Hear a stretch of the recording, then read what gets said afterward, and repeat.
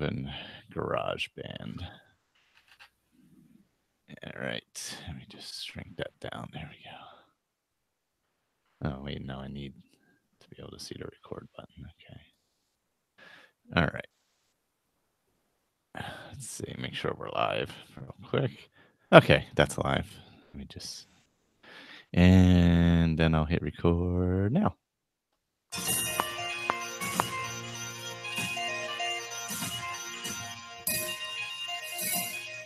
Hello, and welcome to the first episode of Skyrim Hearthfire Roundtable. I am Michael. I am joined by Victor. Hey, how's everybody today? There's mood lighting going on. Yeah, I'm still working on it. We have Ray. Afternoon. Juan with some ginger tea. Well done, but yes, I'm here. And Colin is here as well. Evening, fellas. How's it going? So we're starting our first. So if anybody is behind and doesn't know, we're starting a roundtable based on the Hearthfire DLC, kind of loosely based around it. Really, the only thing that's about it is we're building the houses, and essentially we're maybe not even that. Yeah, well, maybe some of us are doing that, but we are doing mostly unaffiliated quests in the general vicinity of each house. So like this one was kill the bandit leader, become Thane, ancestral worship, delayed burial, which I forgot to do, which is just the stupid Cicero one, the blessings of nature, in my time of need, and missing in action. Some of those are Whiterun, and most of those are Whiterun, except for the Thane, become Thane stuff is Falkreath, so you can get Lakeview Manor, because Lakeview Manor is our first home. Is Hilgrun's tomb technically in East March? I'd have to look at the map. I would have to look and see if it is. It is, yeah, because I've got was it old banners, and I had to go past that. So. Oh, okay. Yeah, that makes sense. So, but nearby anyway. Yeah. So those are the quests we are doing, but I don't know. Why don't we introduce our characters first off? Sure. You want to go first, Victor? Oh, why not? Sounds good. So my character's name is Hannes Torbjorn. He is a half Nord, half Imperial, and I have already uploaded a little trailer and the first episode of his video. It's okay. I'm not really that happy with it, but it is what it is. I've got a fairly long and involved story for him, but just to make it short on the intro, essentially he grew up in Falkreath. His parents, his mother was the Nord, his father the Imperial, his father was a merchant, and friendly with Dengir and that family. They owned Grey Pine Goods originally. Now we're going back 25 years now, right? So, because Hannes is now 25 years old. So they owned Grey Pine Goods. They sold it to the brothers, Solaf and Bjoland, or whatever his name is. They bought Half Moon Mill. They built that up into a little settlement. And then Hannes' father was granted a thaneship by Dengir. This is before Siggeir became the Jarl. And that's when his father was granted the thaneship, and they built Lakeview Manor. So Hannes actually grew up from the time he was about 10 years old in Lakeview Manor. So, of course, as anybody who knows me would know, I am using lots and lots of mods, including this wonderful mod that I've showcased before and we've talked about called Lakeview Manor as it should be. So that's why I wanted to showcase that. I wanted to use it, and that's why I came up with the idea of having had Hannes actually grow up in Lakeview Manor. So that's how Hannes got Lakeview Manor.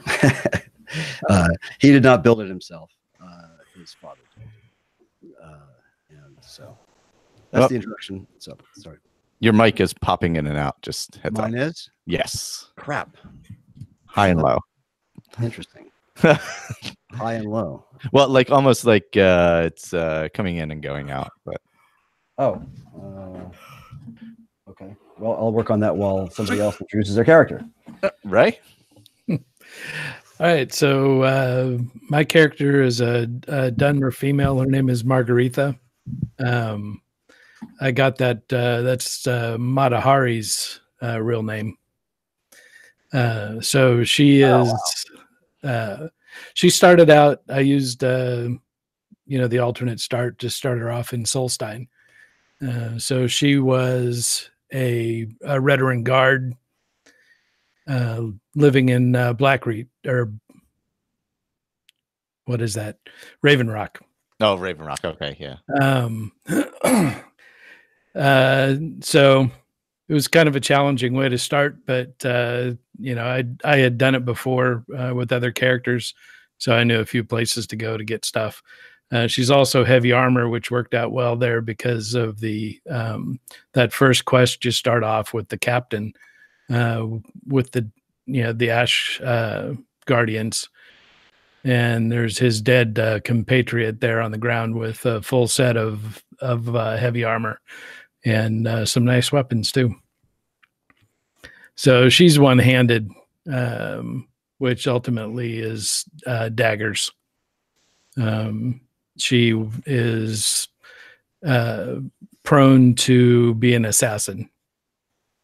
So Nice. that's how her story unveils, is through the Dark Brotherhood, Cool. which is her assigned faction. So she's got her.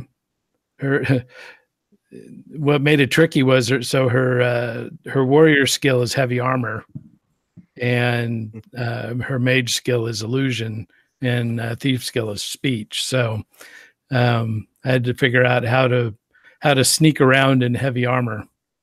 And That's fun. early on, it's no small feat. No, it's not.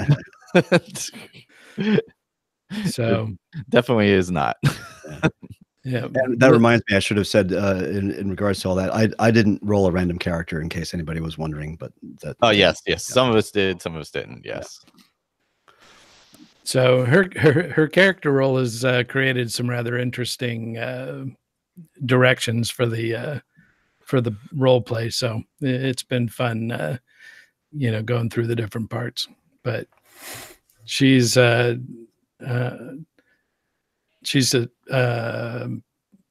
health is a 3. Her magic is 2, and stamina is just 1. So, but yeah. So it's made for interesting play. Yeah, I bet.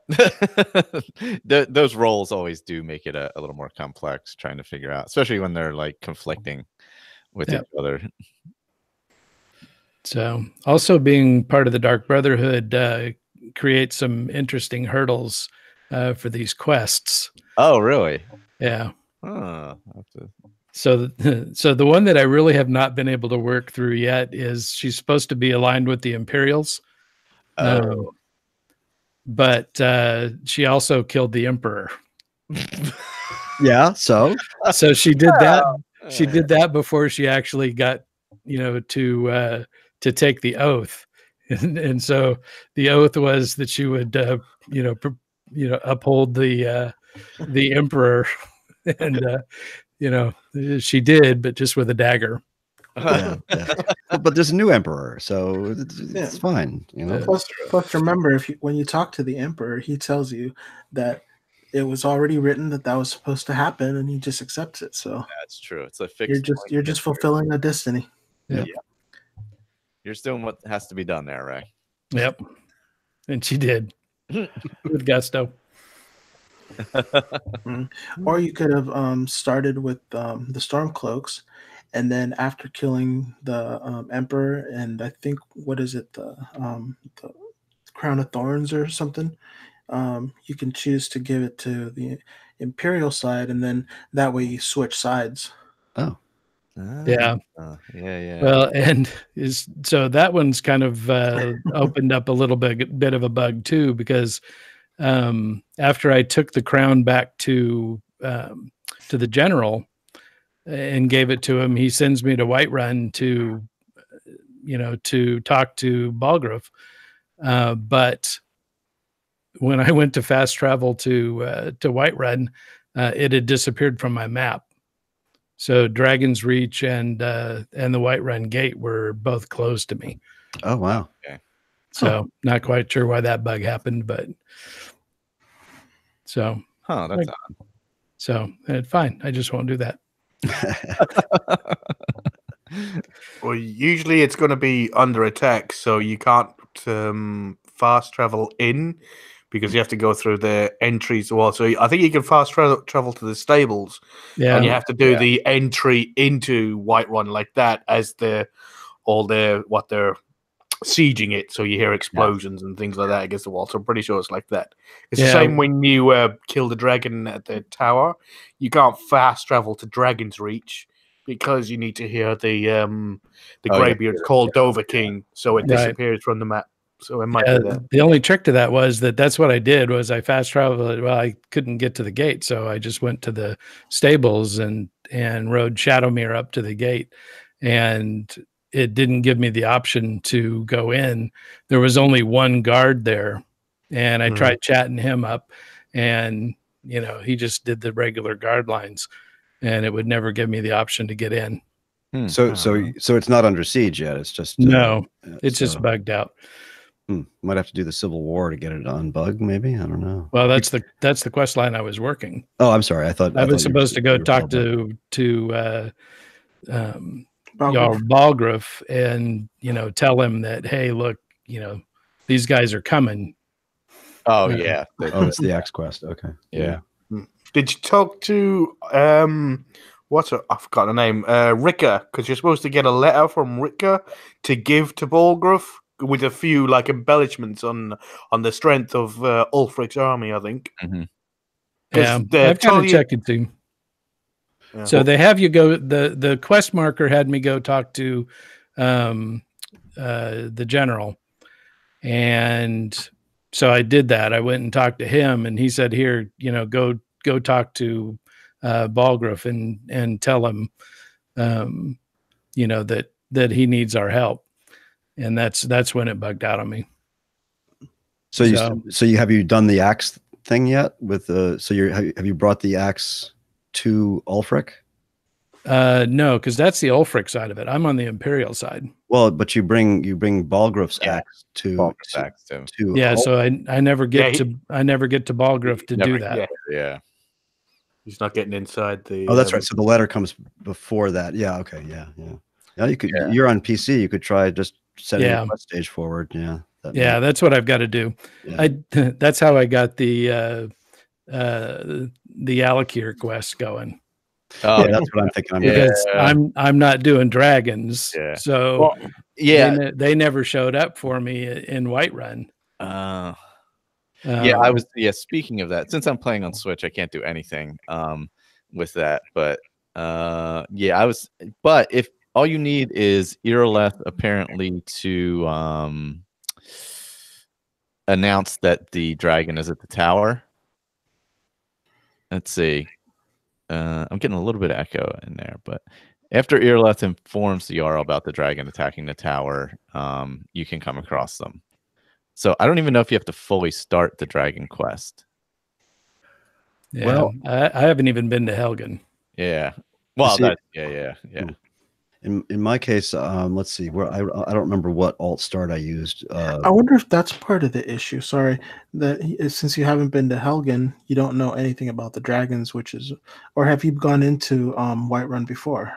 Oh yeah, no, I've been there several times. Oh, okay. Yeah, and my character has done has already done the Western or the Watchtower. He got the speech from Irileth, all that. He's sort of ignoring it. Maybe see. Hannes is. No, did he go? Yes, he did. He completed that. So he went back and talked to Balgruuf. But this is all before I started. I actually started my storyline. That's sort of part of his pre-story. So, but it still seems to be bugged on my end too. They're not in Rorikstead. I don't remember whether he talked to the two Alakir at the gate or not, or whether he even saw them there. And Sadia won't say anything to him. So until that starts, she doesn't. So I went looking in Rorikstead. They're not there. So I'm gonna have to see what stage that quest is at, if any, and then because you can, I forget what I think it's SEQ and then the quest ID or something like that. It'll tell you what stage you're at, and then you can move forward from there. So yeah, so it was pretty easy for me. I just did the first stage through console command, and then it ran through from there. Just ran. Good. Okay, I'll have to try that. That sounds good. Juan, how's what's your character up to? Let's see. So I have, well, there's an echo. Galeen Gradushnik. She's half Imperial and half Orc. Her mom was a Imperial. Her father was an Orc from the Dushnik. What do you call it? Orc home. So that's where her father's side comes from.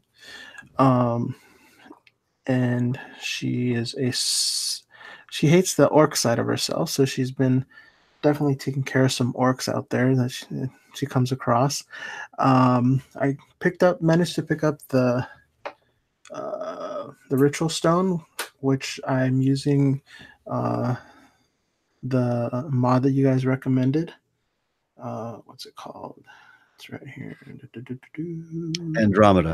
Andromeda, yes, unique standing stones, which is really nice because you sit there, you kill stuff, and then in the next battle, they appear with all of their powers as little ghosts and they attack, and it makes battles go much quicker. Yeah, it sure does. Yeah, and the mod will drop dead bodies in front of you so you can raise them up if you want to. And so there's all kinds of stuff like that. Yeah, it's really cool.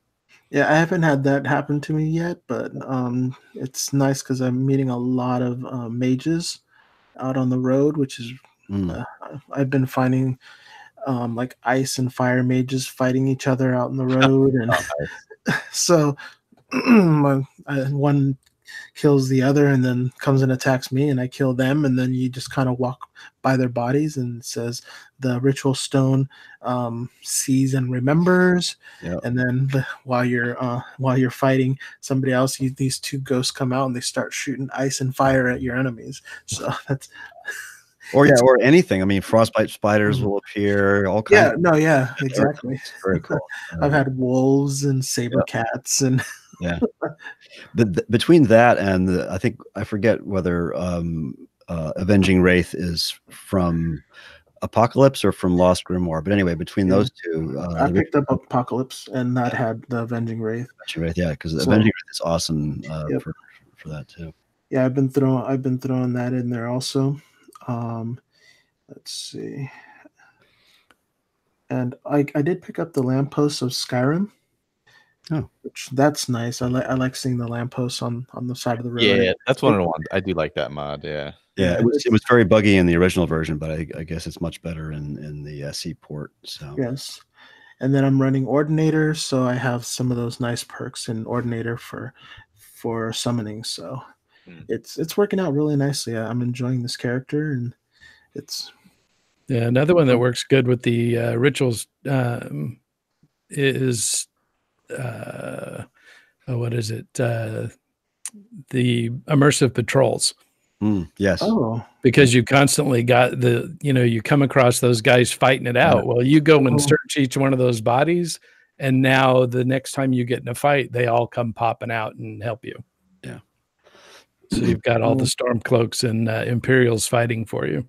Yeah, I wonder if it's too late to add that. I'm running it on Xbox, so I'm not sure if it's good. It should be too late to add it, but I wouldn't try taking it away. That's all.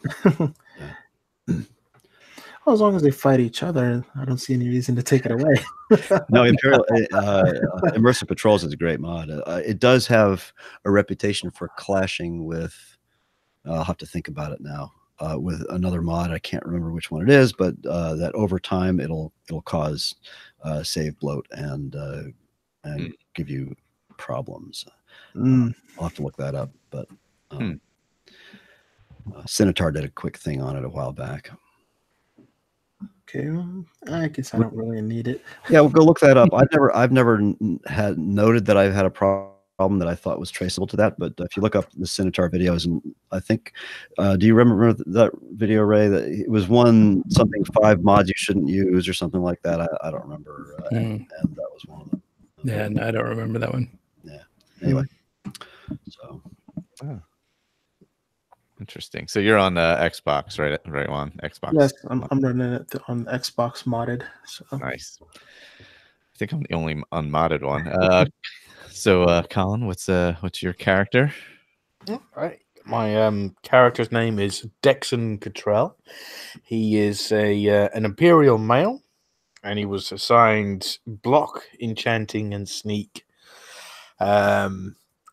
Sneaks are working out okay, but it's not great seeing as he's in heavy armor. But and plus, seeing as he's 77 years old, his knees sort of like start to give out really quick. So, and that's the reason for the heavy armor as well. So he ain't running anywhere very particularly fast. Yeah, they need to take a pounding. Yeah, so he's better off just standing there holding his shield and get pounded on rather than trying to run away or jump around as he's hitting people. So. In his younger years, he was thinking about becoming an adventurer and that, but then he met the love of his life, and then they got married, and then he spent the next 60 years working for the Imperial Trade Company in the Imperial City, and then just through old age, his other half, his better half, passed away, and now it's been like 9 months, and he's getting a little bit lonely, and he went to the temple every single day praying to RK to finally take him. So he wouldn't and hasn't, so he's now decided to push the issue. So if he's not going to do it slow and sort of like in our sleep, but like he did with his better half, he's going to sort of like try and sort of like force RK's hand.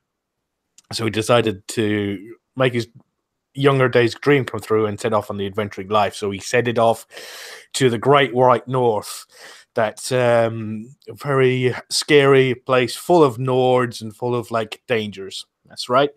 He went to Bruma. Thank you, alternate start for Bruma patch. That was awesome. Nice. Wow. Nice. So he spent his first 30 levels doing all of Bruma, and it is awesome. Managed to complete it. There is a central storyline through it. For people say that there's no main quest, there is. It's some of the amazing things. The only thing that I missed was from level 0 to level 25. I had no follower. You know how I love my followers. And I was like, God damn it, I just brought you 15 flowers. Now come with me so kill an ancient giant vampire spider, for fuck's sake. But no followers until level 25, and then suddenly this person that I had met earlier on and done a quest for, you meet again, and they become you can take them on as a follower. So it's like, right, all the people that kicked my ass are coming with me to go back in and take care of that. So the mod doesn't allow you to have followers until level 25? No, it's just that there is no followers in Bruma. Oh, I see. Okay. It's everybody else pick up, yeah. I was doing quests for this, that, everyone, and then just like no, and then got to then level 25. Finally managed to run into one of the guys that I did meet earlier on in the mod, and it turns out he's a follower. So seeing as it was so hard for me to find him, I'm not telling you guys who he is. Good. I wish you the best of luck. I still haven't played the mod, so I'm looking forward to it. Yeah.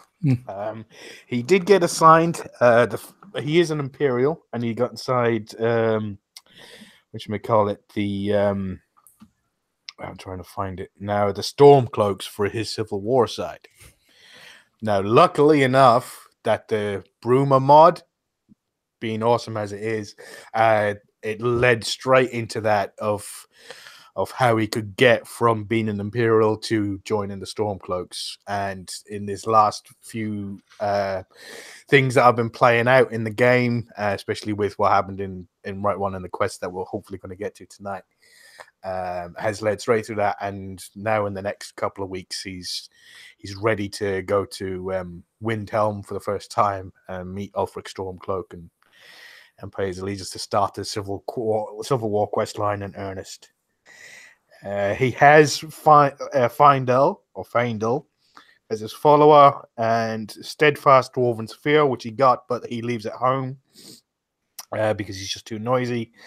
And Spouse of Uthgard, but that's not going to happen. It's obviously from the start of the story, so that's not going to happen.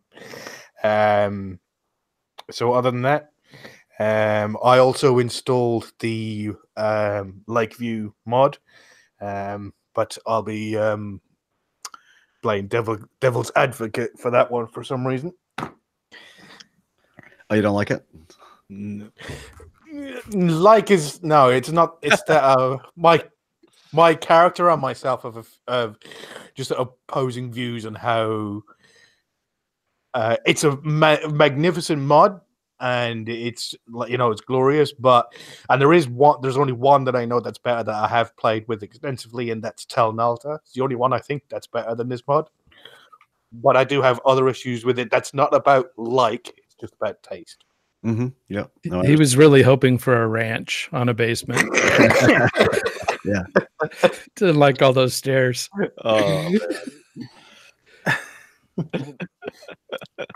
One of those little easy chairs. Yeah, it's perfect for my Nord / Imperial wealthy merchant family. But I can but I can understand it's not. Yeah, it definitely isn't something I'd use in every playthrough. Yeah. And it's the way I look at it is it's kind of like living in your father-in-law's garage. Oh God. No, that goes there. That goes there. This goes here. That goes there. Don't touch anything. Yeah, there's a lot of statics in there. Yeah, just like like Eleonora's mod. There's lots of statics. Yeah, definitely. Yeah. But anyway, that's excellent. Well, my character is I'm playing on Switch, so I think I'm the only one playing on Switch. For those of you out there playing on Switch, this is my first real character I've played on here, other than bouncing around on here some here and there. So it is Pennock, and he's a Red Guard. And kind of the story I came up with for Pennock is he had moved to Skyrim to keep an eye on his sister, Sadia / Iman, and protect her from the Aldemari Dominion paid off Alakir warriors who are going after her.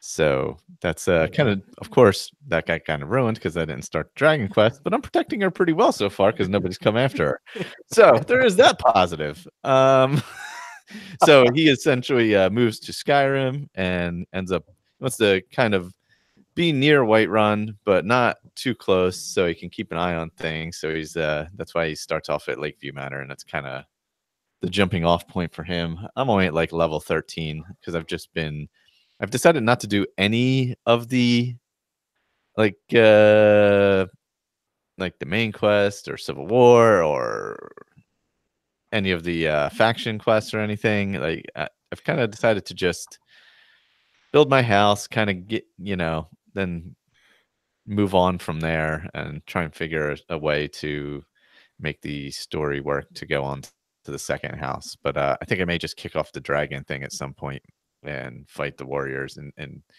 that way, because it seems like you can do the quest where you go speak to Balgruuf, tell him the dragons were in Helgen, and then Earlith does her thing. Or no, do you have to you have to get the Dragonstone before Earlith does that, don't you? Yeah. Okay, so you have to do the Dragonstone quest. But if you never go meet Earlith, you shouldn't ever kick off the dragons, technically.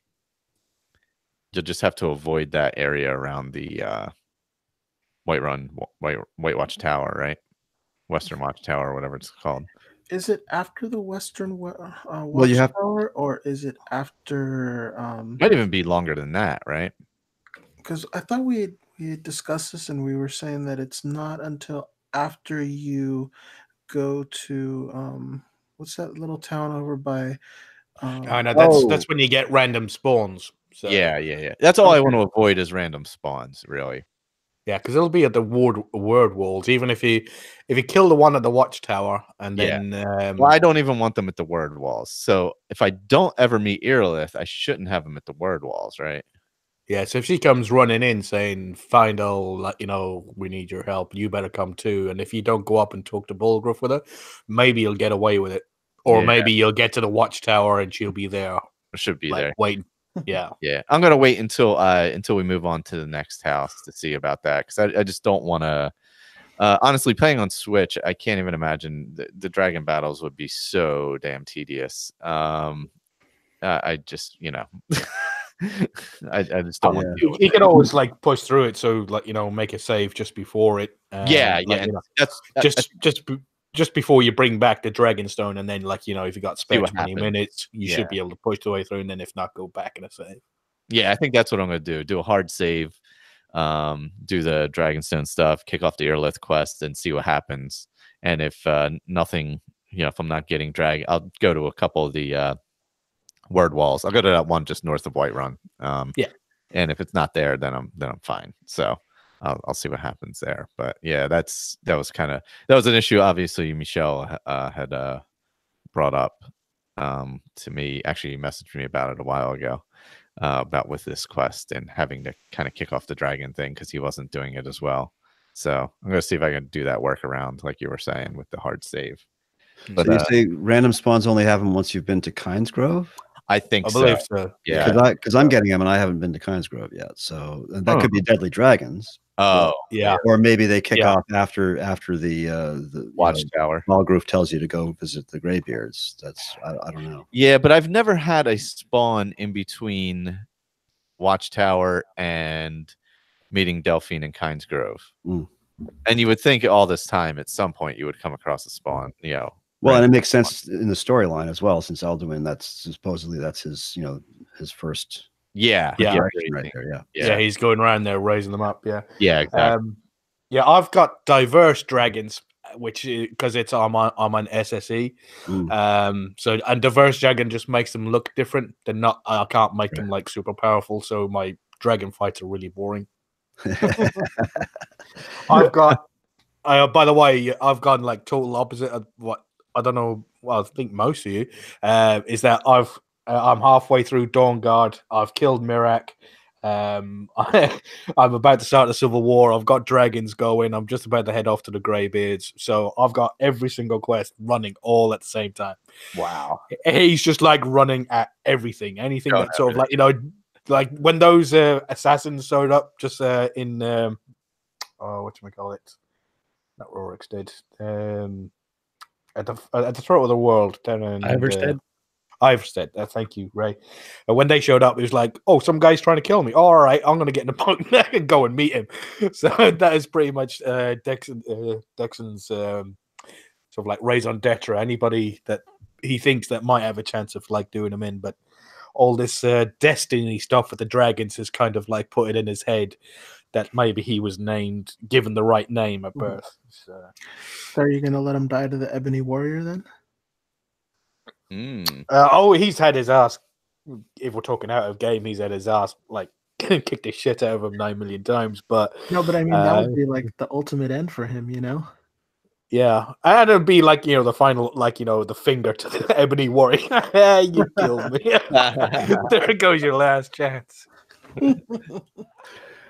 Oh, and I am focusing on. So this is way different for me. For anybody who knows, I am doing mostly destruction, fire, two-handed, and heavy armor.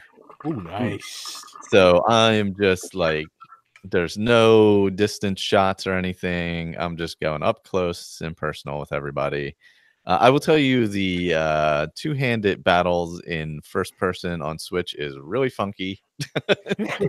And I switch out the third just because it's really strange. Like it's jarring when you like do a death blow on somebody. So I kind of tick back and forth between first and third person when I go into two-handed.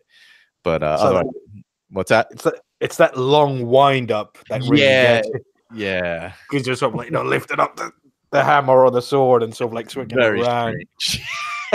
Yeah, literally, you're like 10 foot away from the enemy by the time you're finished swinging. Yeah, it's like, what is going on? Like, I don't know. So yeah, so I'm focusing on those, and I'm also putting a little bit into enchanting, alchemy, stuff like that, just to in between. I mean, because I'm using vanilla perks, so obviously I can only, as I'm leveling up, I can only do so many different things. Yeah. I'm using vanilla perks as well, by the way. Oh, nice. I decided to go against Ordinator. Yeah, so I'm back to old school. This is like 360 style here going. Yeah. As long as you don't have the load screens, I think you should be. Yeah, I'm worried about that with the houses, to be honest, as you start loading them up. But I've built a good bit of Lakeview Manor. I did the first little main house, then the second room, the second larger structure that you build. I forget what it's called. And I added on the armory. I think I'm working on the armory next. I like the armory. And I'm also going to do the museum or whatever it's called in the back. Trophy room. Trophy room. That's it. Yeah. And probably a greenhouse on the other side. I think that's how I'm going to set that up. And I'll probably keep it as my main joint even after I build the other houses and just keep my stuff there.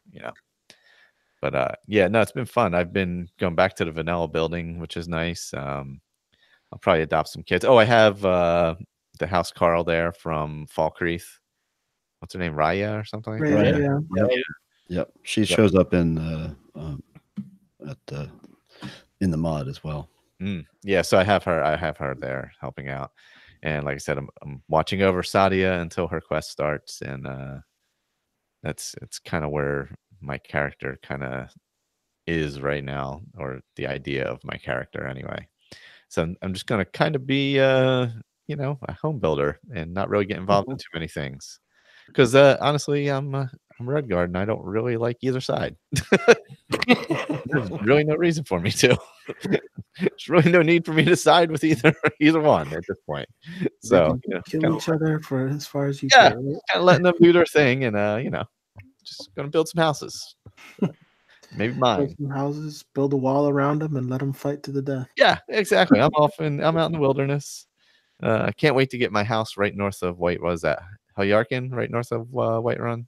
Yeah, that's yeah, I like that one a lot. I may switch that to my main house once I build it, but that one's got the nicest view. It really does. You got that valley right there, the open area. Yeah, you can see Whiterun from there. Yeah, you can see the enemies coming, unlike at Lakeview where the giant just runs up the hill. And it comes around the corner. Or you can hear him breathing sometimes when you walk out the front door. But that's a good point. Yep, had that. Yeah. So I used to, because I always build the alchemy tower on the far end. Climb up there, hop out onto the roof, and then attack him from the roof. Oh, that's a good idea, actually. Yeah, that is a good idea. I just got whacked by a giant not long ago because bears were. I'm only level. Like I did Mistwatch at level 11, which was not easy. And I did some other stuff like at super low levels and much lower levels than I would normally tackle them at because I'm not really doing anything else, and it was definitely more of a challenge for sure. It was more fun because you had to, you weren't just blasting through stuff. I had to kind of think about stuff. So I guess we can get into the quests. We had kill the bandit leader, which is generally this is when you get from the Jarl and Falkreath through a few different ways, and it's Bile Gulch, Cracked Tusk, Ember Shard, Knife Point Ridge, or Banner Mist. Any one of those it could be. Yeah, it's Radiant. So I went there. I was super low level. So I had to do... What's the thing? You had to do something to kick it off where he would give it to you and trust you. Maybe like deliver a letter or something. Glug, glug, glug, glug. What's that? Glug, glug, glug, glug, glug. Yeah, bring him beer. Oh, the mead. Yeah. That's what it was. Which I just went and bought at the bar and then walked back there and gave it to him. So, yeah. Thankfully, they had some in town, and I didn't have to go all the way to like Riften to get it. So, I just walked over to the local tap house and got some and delivered it back to him, and he was happy with me. So this kicked off. So, so you didn't pick it up when you were leaving the cave? Oh, I totally forgot about it. You know that? Totally forgot about it. Yeah. But that's only if you don't wait until you get the letter, right? So if you get the letter, you don't have to. Yeah, if you wait to get the letter, you don't have to. But since I pretty much went right there because I wasn't really doing anything in Whiterun. I think you have to build up reputation and then you get the letter. No, it's level 10. I believe it's level 9 or level 10, one of the other. Yeah, it's automatic. Yeah. It kicks off level wise. So since I wasn't really, I wasn't leveling up in any way significantly, just doing little things here and there. I needed to do the that thing, and then I did the other quests with it. But did anybody else do it that way, or did everybody else wait for the letter? Well, Hannes. So in sort of the progression of his story, if I may just elaborate just a little bit, he is. There's a twist to the story because I wanted to blend this with the Baron's Eye quest, which I said I was going to do for one of the Skyrim Let's Plays, and decided I'd rather record videos for it. So, the audio Let's Plays. He's starting out as a merchant, but he's going to become a thief, and so I won't reveal quite how that is. But I built a mod to include his mother into the game. At any rate, at one point, Hannes comes out of the front door of Lakeview Manor and receives, because I'm also using a mod called Landlord, and when you invest in merchants or whatever, you occasionally will get little radiant quests that imply that some bandit leader is holding your shopkeeper hostage or is threatening to do damage or whatever to the store or whatever. So you'll get these little quests. So I got one for Lost Knife Hideout, and I thought, oh, I know where that is, and I went straight to Knife Point Ridge. So, God.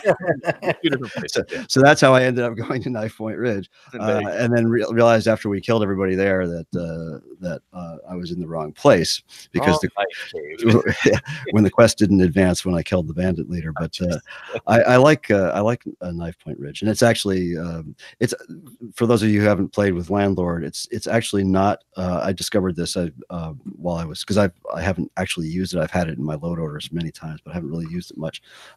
You'll get an option to either kill the bandit leader or go and convince some jarls. What do they call them? The assistant, the steward. Stewart, thank you, to issue a bounty on that particular bandit leader. So you can go to, in this case, I think it's Arnleif in Windhelm to issue a bounty on Lost Knife Hideout, which is just to the south of Fort Amal.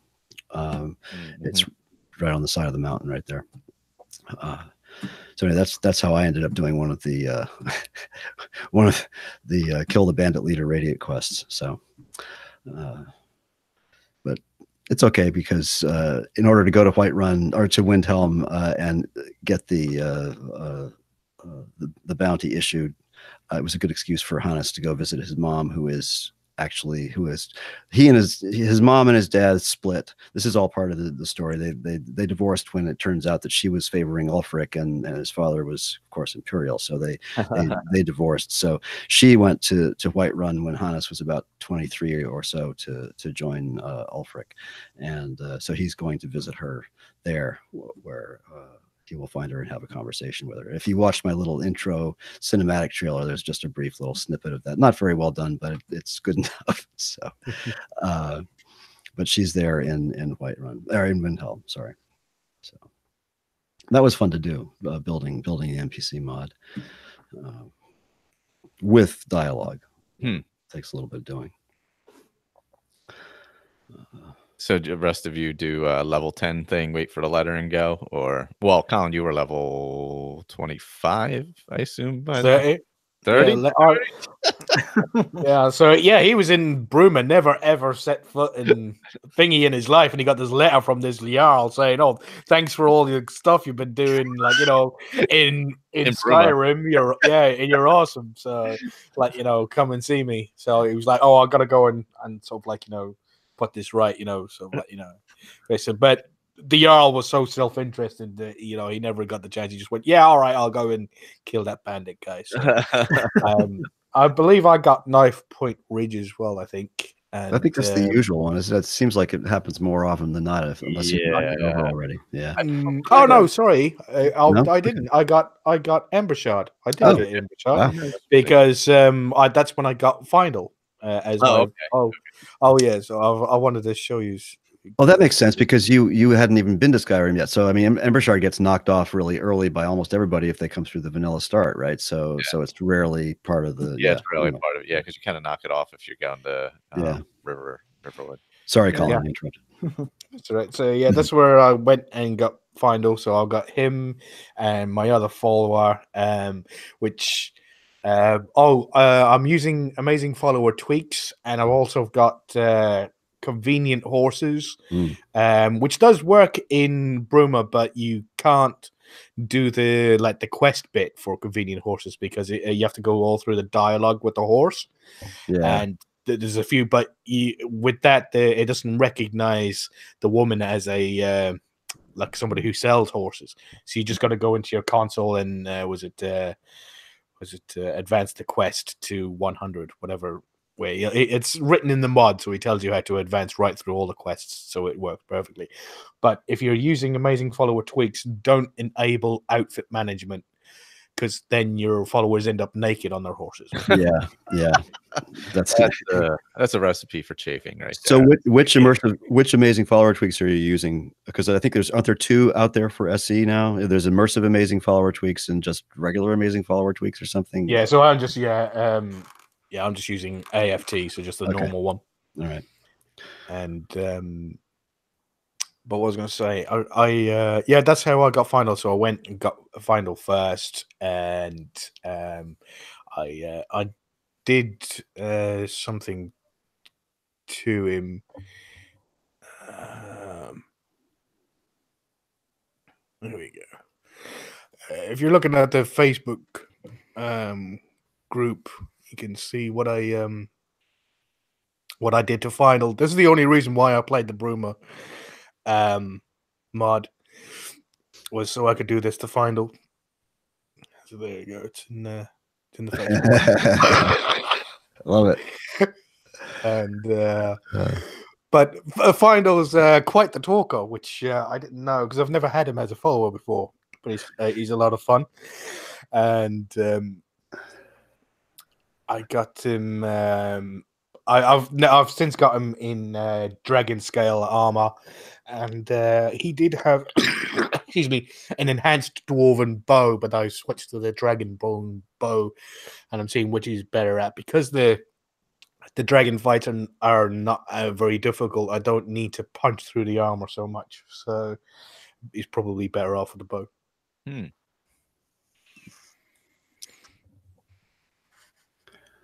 Juan, right? Did you either of you wait for the letter or just go give him some mead, some black briar mead?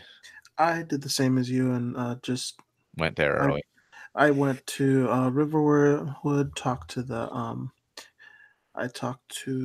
the blacksmith because she's starting on the Imperial side. Oh, okay. And gonna just grow to hate the Imperials as much as she hates the orcs. And so if I do continue with that storyline, she's gonna go with the Stormcloaks. And usually I go there, I chop a lot of wood and make some gold, and then from there I bought the Bound Sword and a couple other spells, including Bound Sword is usually the first one that I want, and so I always try to get a robe or something that helps me cast magic, but I didn't do that this time. I just got enough so that I could purchase the Bound Sword, which I always get in Falkreath. So it was good that we went straight over there, and I did manage to grab the blackbriar mead out of the cart in the cave. Good idea. So when I went over to talk to him, he's like, "Yeah, just give me some blackbriar mead." And I'm like, "Here you go." He's like, "All right," and I was sent to Bannermist Tower, and I think I was like level 4 when I went to that. Yeah, I was good though too. Yeah, but I didn't have the ritual stone yet. But with the bound sword and with man, I'm drawing blanks right now. With Ordinator, on the chart, there's one of the next perks up allows me to makes the bound weapons more powerful. Oh yeah. So, because she was low level and the bandits were low level, she made quick work of them. I was trying to sneak in, but ended up going some weird way, and I was just kind of rolling, jumping, bouncing down a hill, down the side of a cliff mountain, and so I was spotted by the guard that was at the bandit that was at the very top of the tower, and he started shooting at me, and everybody else started. So I just had to pull up my bound sword and fire in the other, and just went to town. And I've been doing just up close and personal with this character, not as much sneaking. So it's so like I do the same thing that you said you're doing. Is I always go into third person because the hand-to-hand combat is really funky, because people you'll sit there and kind of do a heavy hit, and they end up behind you, and you got to turn around, and and you're just like, where'd you go? So I just go into third person, and that kind of fixes that. Then I go back to first person, because the third person is just a little funky. Yeah. I've never, because I've always been a first person, much more preferred, but I haven't noticed that with two-handed characters. But I have personally been playing more third person, because I've also in this loadout I've been using more alternate animations. So I installed FNIS and PCEA and everything, and so they're smoother and nicer to look at now. So I've been spending some time. The only time I go into third person is in Oblivion and in Skyrim was when I would go into hand-to-hand combat. If I'm doing the bow from far away, then I'm in first person. Yeah, I'm running around in first, doing everything else in first, except for really when I switch to the two-handed weapon. That's it. Yeah. I kind of like that sort of frenzied feel of the first person combat. I know it's a little janky, but it gives you kind of that just really frenzied feel to it. I mean, it's like for sure. Very, very visceral, Yeah, no, I got the mace and the shield. I've got level 100 in one-handed and enchanting and smithing. So I've got my mace up. I haven't I think alchemy still only like around the 70s, so I haven't maxed out my enchants or my upgraded smithing gear. But are you using combat mod? No, I didn't. I prefer having the notice when I hit something, I know I'm going to roughly do about 50 damage, so I can watch the health bar go around about the same down about the same. I don't like it when somebody hits me and it does 3 points of damage, and then I turn around and he hits me in the back, and then he does 300 points of damage. It's like, really? And then I was using a combat mod and was Ordinator when I was doing my test. So I had this other character, this Dark Elf. And by level 5, he was one-shotting saber cats with firebolts, dual cast firebolts, and I was like, really? It's not that powerful. So I wanted to make sure that I'm only playing on master, but I do have my two favorite mods is higher level enemies and immersive creatures. added in. So they nearly give like there's so many different Draugr, and like about, I think 80% of the Draugr all have shouts. They all have like the Cyclone one that you get in Solstheim. They have was it the Fus Rodar, and even from like Draugr, I think it's White or maybe Scourge from that up. They have the full Fus Rodar, so they knock you on your ass and you have to wiggle and get up. And was it vampires have paralyzed spells, and they disappear in a cloud of bats on you and things like that. It's just just two of my favorite mods of all time. Those two. Yeah, high level enemies plus combat mods can be excruciating. Even by itself, it's quite an amazing mod. Was it to get the Thainship? Well, we had to do. They get the book for the journal for the Priest of Arcay. Runil, yeah. Runil. And I had to go to Hall Dare's Cane. And I got in there and somebody had replaced I don't know whether it was high level enemies or immersive creatures, but replaced two of the ghosts in there to these like super high powerful ghosts that were, instead of like a normal steel armor when the ghosts are in there, they were in glass armor. And they both had bound weapons, and the bound weapons done serious frost damage. One was a big two-handed wielder, and the other one was a dual wielder with dual bound weapons. And it was me, my Bruma follower, and Findle, and they kicked the living shit out of us. And I had to bring it all the way down to Adept to try and kill them to get in there. Wow. Oh, man. Wow. Oh, Philip was asking in the chat how to start Hearthfire. Basically, for Hearthfire, all you're doing is building houses. So you want to become a Thane of Falkreath to get the first house that we're doing, which is Lakeview Manor. And then as we go along, you'll have to become Thane of two other places to build the homes, those other two homes. So for right now, you just got to become Thane of Falkreath, which we'll be getting into in a minute. He doesn't. They don't make you become Thane though. Right? No. You just have to do the quests. I'm sorry. Yeah. You have to get favor with the Jarl and be able to buy property. You need to be Thane to get your house, Carl, though. Yeah. Yes. Yeah, that's true. That's a good point. Yeah, you can buy the land once you gain favor after doing the bandit quest, or correct? Is that what it is? Kill the bandit leader. Something like that. Yeah. I mean, so my character had to do those things anyway, because even though the story says his father was the Thane, I had to make him Thane to get the house, Carl. Yeah, you have to be able to get. Yeah. So I went through some of that as well with Hannes. Yeah. Right. Do you have anything eventful when you went there to visit good old what's his name, Siggeir? Yes. So I ended up going to Bile Gulch Mine. Oh, is that where you went? Okay. Yeah. Okay. And take out the orcs. Yeah. And I was already over level 10, so I just got the letter. You got the letter. Okay. And did everybody become Thane then while we're here? Mm-hmm. Yes. Yeah. I did. Let's see. I did some light theft. I did the Runil quest and the one for Thadgeir, the deliver an item. I think it was ashes. I had to deliver to Runil, and then when I got to Runil, I got the quest for his book, which I went and got at I believe I forget where the journal was. Oh God. I believe it was with Runil's journal's usually in Brittleshin. Yeah, I think you're correct. I think that's where I did go. And then some light theft is you got to steal the letter from what's his name? Lod. Yeah, Lod. That's it. Yeah, it's in his house, which in heavy armor is not super easy.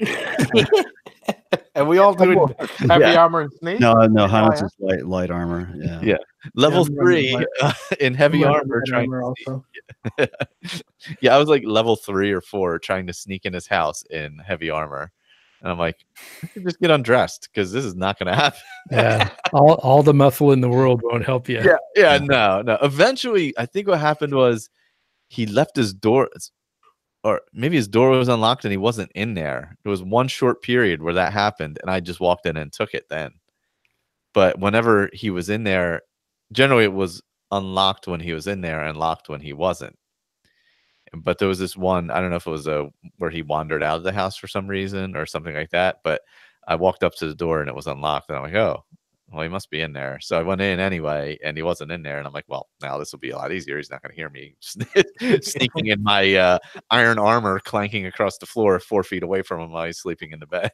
So I took the letter and then dropped it off. But that was for, because I don't think I've ever done that for kinship. It's usually I usually run. I do Runel, and I usually run and get some harvest some vegetables or something for Matthias. Oh, the wheat. Yeah. That's an easy, quick way of getting the third favor. Or you can chop wood for Hurt Half Moon. Yeah. Unless you kill him first.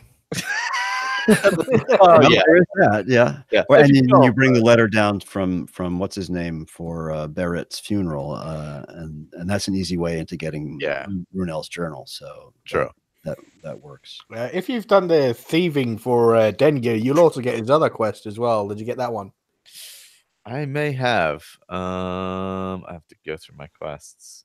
Yeah, that's the one where he sends you to Bloodlet Throne. And that was the first place that me and the boys ran into when we came. Well, me and my Bruma follower ran into. That's quite a place, isn't it? I just went through there with my characters. Yeah, there's some nasties in there. Well, I was fine until we got to like the boss, the last two, and it's great. Sort of like walks in there and he's like, and there is a sort of like a stage there, so you walk in. And if you don't snipe him or anything like that, you just walk in like I did with the sword and shield in hand. And the woman's with him. She's like, "Who are these fools?" And he goes, "Another one for the show, a tiny morsel." And then he releases the dogs. Yeah, I didn't get it because I wasn't level 10. That's why. I was thinking I didn't get it, and I looked, and I was like, "No, I did not get it." So when I ran through this. For Hannes, actually, I created Hannes earlier, quite a while ago, for something else, but then I sort of repurposed him into this. So his main follower has been up until very recently Zora Fairchild, who you meet if you're using interesting NPCs. You meet in Brittleshin Pass when you go to get the journal for Runel.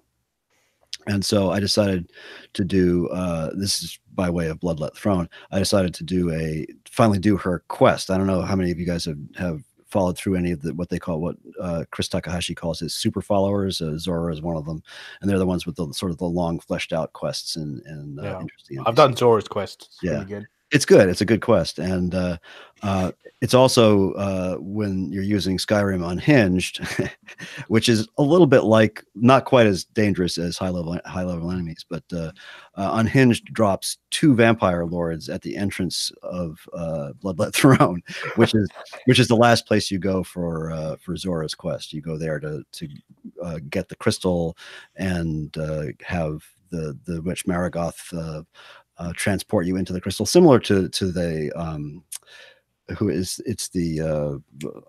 Azura's quest when you go, a little bit like that. And that's when you go into the crystal and meet Zora's sister Jocelyn. And when you did it, did you bring Jocelyn back or did you leave her there? No, I brought her back. She's a lot of fun. Yeah, I saved an alternate there because I left her there this time, but I want to go back and bring her back and see what she's like. I haven't. Does she become a follower? I don't think she becomes a follower, but she goes and stays in the Sleeping Giant. Okay, and they have like a few set twos. I think she talks to the guy behind the counter. What's his name? Orngnar. Yeah. Orngnar, that's it. I love the way he's integrated the conversations with these NPCs and used vanilla stuff, and it's wonderful. It's such a great mod. Yeah, she gives a lot of people a lot of attitude. And it was a few years ago when I was still playing like vanilla Skyrim, not vanilla Skyrim, Legacy Skyrim. Yeah. I think it was my first time I played with interesting NPC. Yeah, it's a good story, good storyline. So, but yeah, we had a good time with that. And I love Zora's little signal for when you come back out of the crystal, and she says, "I feel like some roast goat." That's your signal to kill the witch, But that was Hannes is a fairly high level sword and board user, so he just sort of jumped right at her and just pretty much knocked her down. Of course, do you remember in that last scene inside the crystal, that's tough in there, because when she runs away, she triggers 15 fire Atronachs all at the same time. So it's essentially a conflagration. You're in a giant field, looks like, isn't it? And yeah, I remember that, but I can't remember it exactly right. But I do remember it was a lot of fun, and she was a great follower. She had a lot to say. My other follower, my current follower, Bruma, one guy, he's got some great combat stuff, but his best one is that one just kills me every time. Well done. Yeah. Obviously, you've heard it a lot. Yeah. Oh my gosh. Sorry, that was a bit of a diversion there into another. Sorry. And let's see. Well, what other quests? What things did everybody do? Does everybody else do? For me, I did the Corpse Lake Farm as my last one because I couldn't figure out any of the other ones. But I did the quest where I had to take the remains to Ranil. And then Ranil asked me to go get his journal, and he sent me to Haldir's Cairn as a level 5. Okay. That's where I went too, actually. Yeah. Now that you mention it, yeah. And that was, but I had my bound sword, and that thing is so powerful now compared to the vanilla, because of that one little where it makes the weapons so much more powerful. It makes it really nice. There's a perk in there that'll make all your bound weapons into soul trapping weapons as well. Already got that. That's nice. Yeah, I just picked that one up. Yeah. Yeah, my character is at level 11 right now. So. Oh, nice. Yeah, you're in my range. Yeah. I've developed a love for like just that slow play now, not trying to rush to get as powerful as possible. Yeah. I think it's grinding. The ESO. I enjoy just building a character. Yeah, I agree. I like to level naturally. Yeah. So to speak. You say naturally, but when you want to get better at something. Exactly. You're right. You're right. Yeah. Over and over and over again. So. Yeah. Well, I try not to do that. I mean, I won't make 50 daggers or something like that, but I'll make expensive potions and expensive jewelry if I've mined a bunch of gold or something like that and found some. Right. But by the way, I'm sorry, Juan, just one quick thing. I've been watching this YouTuber by the name of Major Slack, and he's actually pretty cool. But did you guys know that if you kill a salmon with an arrow or whatever, it doesn't matter where it is, that it'll yield salmon roe? Oh, really? Yes. I did not realize that. So you don't have to wait in the falls, in the rapids, and everywhere. You don't have to stand in the water. Yeah. So anyway, sorry, Juan. Go ahead. No, I wonder if they just updated that or something. I don't know. Interesting. In there. We're just like, okay. I thought you could shout them out of the water, if I wasn't mistaken. That's if possible. You shouted at the right moment. Yeah. If you shout it while they were in the air, I believe like that was a way to harvest it also. I used to stand there, time it right with flame spells and just burn them and float down the river, and then you can grab them. It's a good idea. Yeah. Way easier. I always went more primal and just picked them out of the air. Yeah. Yeah. Stand in the water and. Yeah. Well, you stand right on the waterfall, and you stand. I think by Whiterun, there's one where there's a rock right in the middle, so you can just stand right there in the middle. Yeah. You just have to time your. Yeah, I watched this guy stand on the docks in Solitude and pick off salmon in the sea there, and just and then just jump in and grab a bunch of roe. Yeah, so nice. Interesting. All right. So are we good with become a Thane? I think we've all become Thanes in various ways. Well, apparently here's a quest that I totally forgot we were doing, ancestral worship. Oh yeah, that's the next one I thought we were gonna go. Yeah. So we have to go to Hilgrim's tomb, where I'm actually right at the moment. Because I realized I didn't do it yet. I was like, wait, I don't think I did this one yet. And So you go there, you meet what's his name, Goldier inside. Goldier, yeah. And he let you know that he had let what's her name? His aunt, that's it. And Let his aunt. Aunt go inside I on forgot about that Agna. one. Yeah. And you're like, why did you let your aunt go inside? Yeah, because you always have to ask him that one. Yeah. And then you end up with Val's Viren and all that stuff. This is the one where you get dropped down into the cage, right? No, that's not this one, right? Okay. No. But this is the one where you get into the final room, and he like raises all the dead comes out of the wall. All the Draugr, like about 30 of them, come out of the wall. This one is, yeah. And then he keeps on vanishing. You'll hit him a couple of times, and then he'll disappear, and then he'll come back, and then all the dead that you killed, he raises them back up again. Yeah. Plus, if you're using combat mods, he heals himself. So, yeah, great. Yeah, even better. Yeah, that's a tough fight. Val's Viren's tough. I was surrounded by Draugr Death Lords, Draugr Overlords, Draugr Reapers, Draugr Reaper Overlords, and they were all summoning Mistman, Wrathmans, Frost Atronox, and then Val's Viren himself was casting this like area of effect paralyzed spell every once and so often. Okay, because usually he has the stave of blizzard or something like that, which is a very powerful frost spell.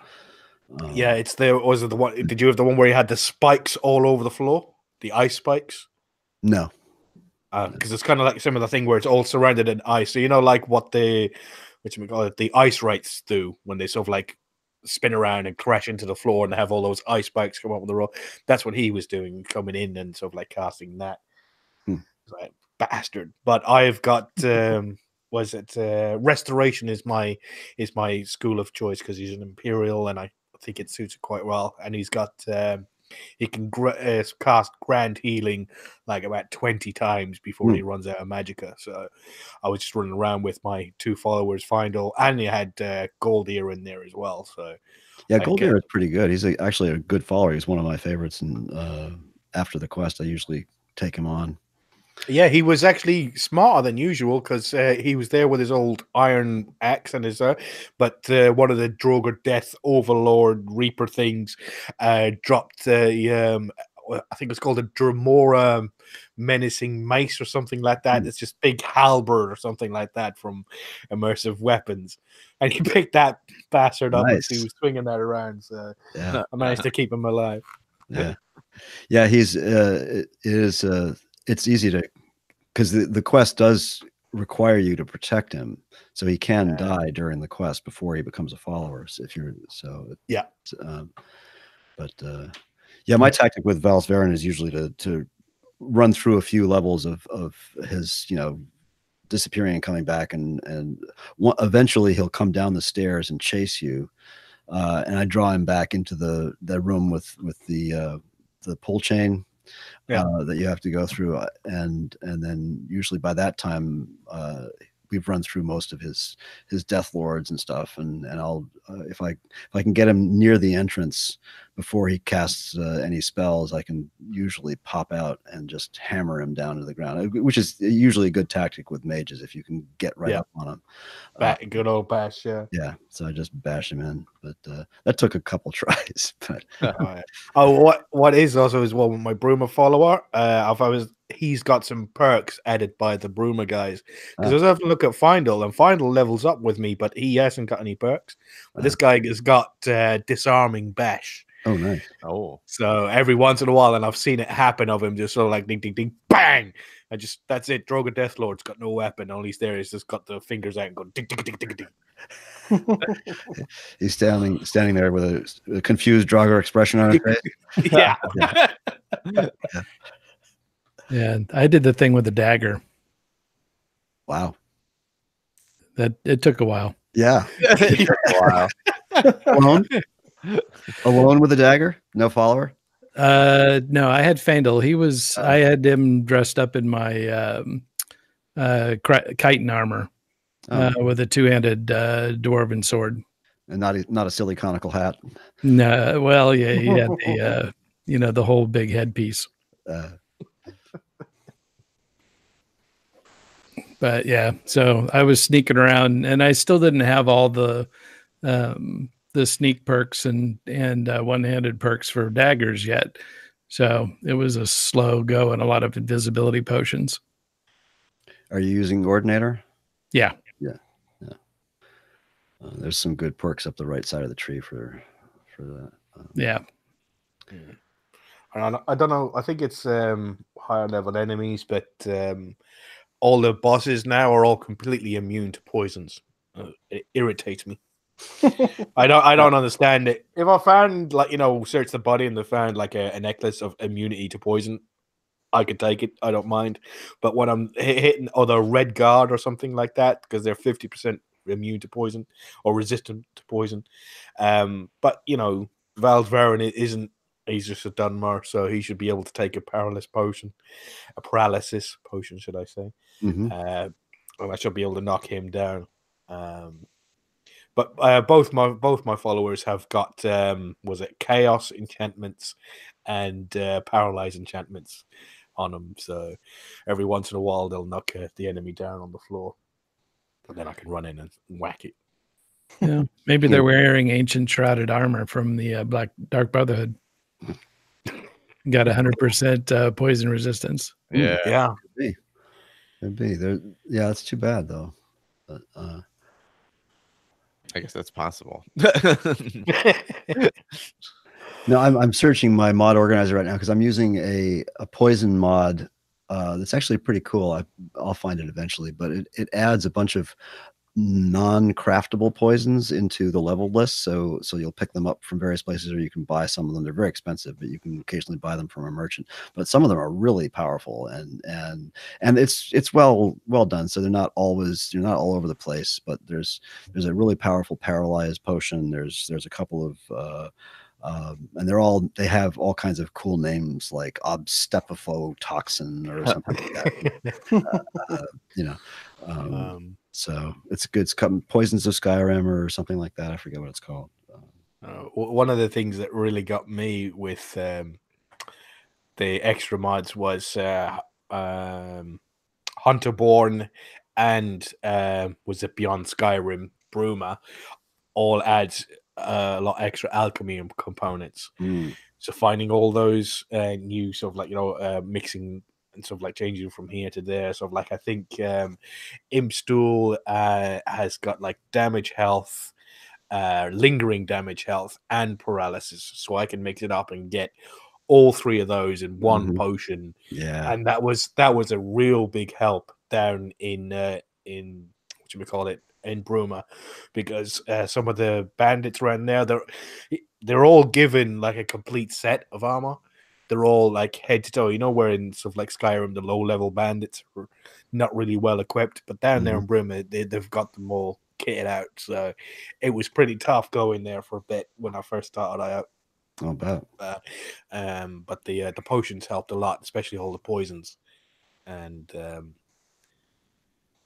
there's some poisons you can make cooking wise with troll's blood and werewolf blood and stuff like that. So, and spider toxins, you can make like the virulent spider venom and stuff like that, which is pretty good.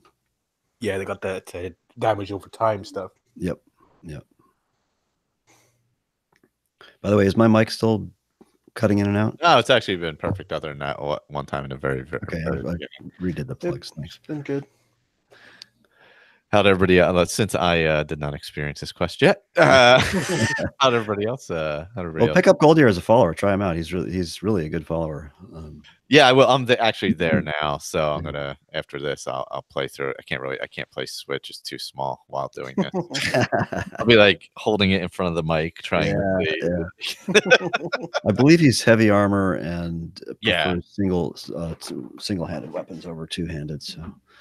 I tell you, I am having just a general thing. I am having a lot of fun playing it on Switch because I just I'll throw it in my car and play a little bit at lunch or. I was going to say, I was going to ask you if you were playing while you were driving, because just remind me not to be in Southern Jersey anywhere. Yeah.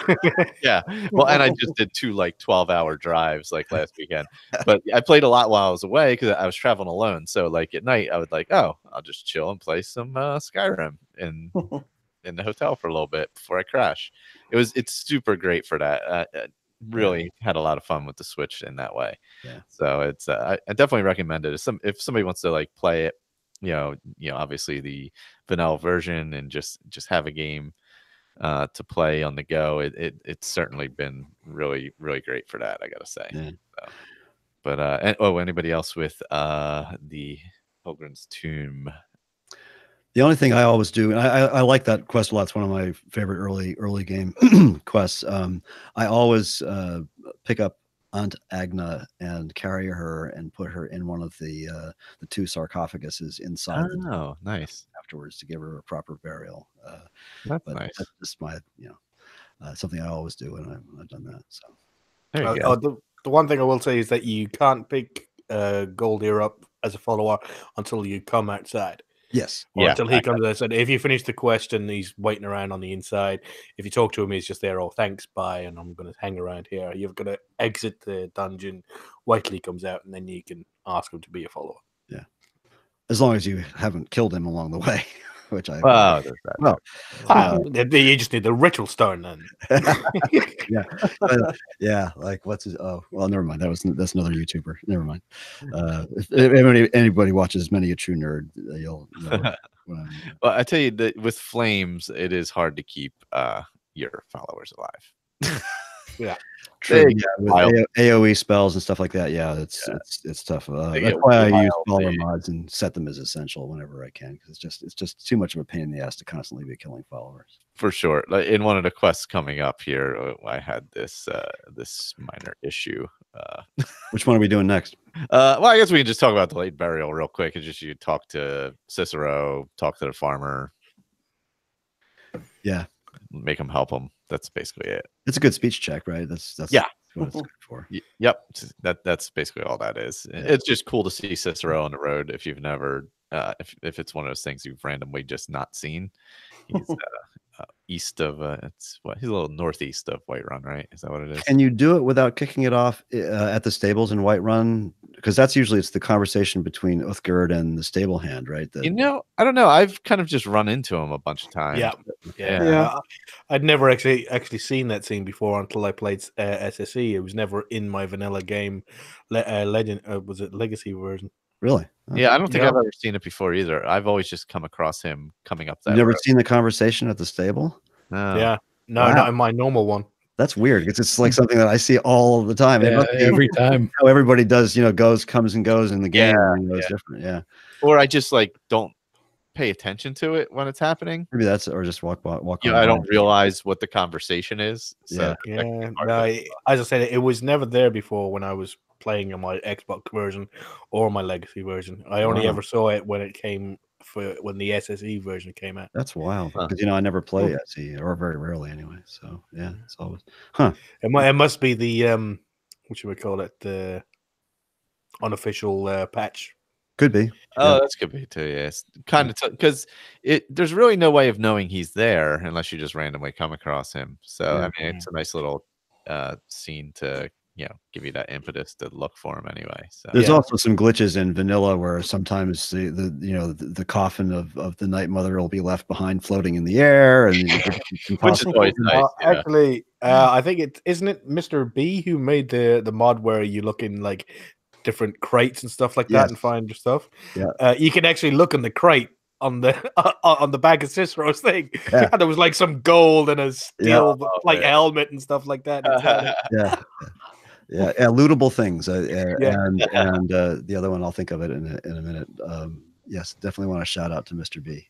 For sure. Makes very, very nice little mods. So this was the first time that I did it and then joined the Dark Brotherhood. Oh, and so I was like, okay, let's see. Well, so he actually comments, "Oh, you're the nice, girl I met on the road and helped me out." Have you? So how many times has anybody done it and not persuaded Laureus to go help him. I'd done that in my tester. Okay. And I think I'm going to go back and then join the Dark Brotherhood with my tester after I've done with this roundtable, because he was a lot of fun. That Dark Elf. I've had him arrested before. Oh, really? Yeah. But have you gone back to the farm later? I've seen the results of when he gets upset. Yeah. That's why I always persuade him to help, because I don't ever. It's like really nasty. I mean, if it was like Resident Evil 2 or something, it would be horrifying. But you just have to imagine what Cicero would do to the farmer and his wife. For not helping. Yeah, for not helping. Yeah. Yeah, because he even if you're the one that turned him in, he still blames the farmer for turning him in, and I mean it's it's blood all over the place. It's gruesome. Yeah. So actually, there is more to that quest than see. It's not just a little throwaway. There's some subtleties to it. Yeah, if you do it one way or the other, or there's little things to it. And I think if you join the Dark Brotherhood after he's been arrested and stuff, he alludes to the nasty farmer. Yeah, it's nice to have those little speech things in there that little kind of Easter eggs you get down the road. Mm-hmm. Yep. So next we had the one for Danica, the Blessings of Nature, which kicks off in Whiterun. So you go visit Danica Pure Spring and help her restore the Gildergreen tree. First, you have to go get Nettlebane, which is the Orphan Rock. Mm-hmm. Then you return to her, and she sends you to Elder Gleam Sanctuary. There's an option for Maurice to come with you, which I took, and that was not a great idea. Then you use Nettlebane. You basically hit the roots with the Nettlebane that allows you up to the tree. Also, there's a chest up there where you have to hit the root to get to it. So don't forget that. And then you get the sap from the tree using Nettlebane, and then return to Danica. But so I brought Maurice with me, and then the God, why can't I remember what they are? What the hell are the things that attack you in there? Spriggans. That's it. Spriggans. Oh wow. Yeah, while I was spraying fire. Well, actually, you know what? He never made it to the cave. Never mind. As we were going, well, first, obviously, you go get Nettlebane at Orphan Rock, and there's a Hagraven and a bunch of witches there. So that was a pretty fun battle at low level. That is a good, those Hagravens are nasty. Yeah. And that one monster fireballs. Yes. The only way to get to this one is across that log. Yeah. Mm-hmm. So you're pretty much, you got to be ready to go when you get up there. Yeah, you're running the gauntlet there. Yeah. You got to be fast and run straight. Well, if you actually, there is one tactic you can use by going around the other side of Orphan Rock and then getting her to detect you, but you can just stay outside of her range with the fireballs, but you can hit her with arrows. They have a little bit of an arc to them. That's one way of don't give him ideas. He's finally using a man's weapon. You're giving him ideas again. Sorry. I already went in there blazing with my I think I had a Warhammer or something at that point. And just ran across the log and started bashing. Unhinged drops four failed Hagravens around Orphan Rock, and they all have the same fireball spell. So that takes a while to get up there. I think there's a few witches in Vanilla, like 4 or something. Yeah, 3 or 4 of them. Something like that. Yeah, and you can get her to come across the log. Really? Yeah. Okay, so cool. Wow. if you hide behind the tent, and that area and kind of pop between the trees, she'll come out after you.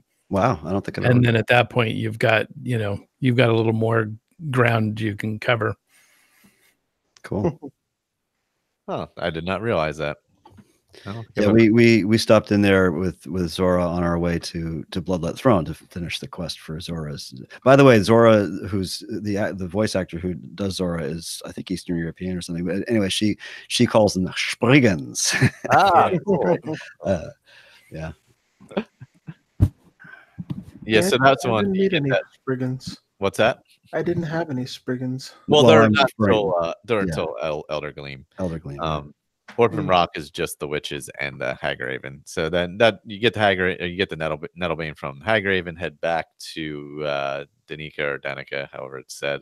Yeah, she tells you she thought she'd sent you to die, but you know, Yeah. here you are. Yeah. Thanks, Dan. Yeah, thanks. Yeah. Oh, good, you're back. And you know, not even in a snarky way, like some of the other ones do. Yeah. Yeah. Is there something up with Maurice? I always forget. Yeah. There's a whole separate choice you can make with him, which I honestly I'd never done until I think last year sometime, maybe. In all the years I've played this freaking game, I'd always either just killed him or not take him long or whatever, finally did his choice. But yeah, there is a second So way of doing if you don't choose him, like he ends up there anyway, is that what it is? I don't remember. No, he doesn't. No, okay. All right. I take him. I usually take him, but he always dies. This time he goes at everything with just bare-fisted. Yeah. I think it's the unofficial patch that gives him the coward thing, so he runs away from fights. Somebody does it because in my game, every time a fight happened, he ran away. I don't know about Victor and Ray whether he ran away in there. That does ring a bell now. Again, I haven't since I found the alternate over a year ago or so. I haven't done it any other way, and so it's my old brain. I can't remember what I did yesterday, so I don't remember that section of the quest from that. Whether, I don't remember. Yeah, so when you're traveling with him on like the old one and on the 360, you go past the. Was it the Voltime Towers? And he's just running in there, just closing fists, and he's like going after the bandit chief, and he just gets one shot out of the way. But now when I play it in a sort of like a modded version, sort of like anyone he gets anywhere, wolves, skeevers, anything runs out, he runs the opposite way, so he's got more survivability. Maybe I've like fast traveled if I've had a fast travel point near Elder Gleam or something like that. Maybe that's why I've never had that problem. I don't remember. Yeah, I got pretty close because I got the coach at the Lakeview. So okay, that gets me pretty close. Yeah, he didn't make very far at all with me. He ended up, I don't know, it was either a bear or something like that came along, and he started, swinging at it, and he helped me because I was able to. Oh yeah, right by before you even get to the tower, there's a lot of enemies, isn't there? Yeah, I think it was along that road where he bit the dust. Usually it's wolves or mountain lions that are. Yeah. Are they mountain lions? Yeah. Sabercats. Sabercats, yeah. Those are the ones that are in that area. If you're below level 10, which I was, I just got a lot of wolves. Yep. And that's also one of the areas where I found the two mages fighting each other. And while I was going right by there, I went up and picked up the ritual stone. Oh, nice. Yep. Yeah. I haven't. Oh, I'm sorry. Go ahead, Ron. Oh, as I was going by the tower, I was met by the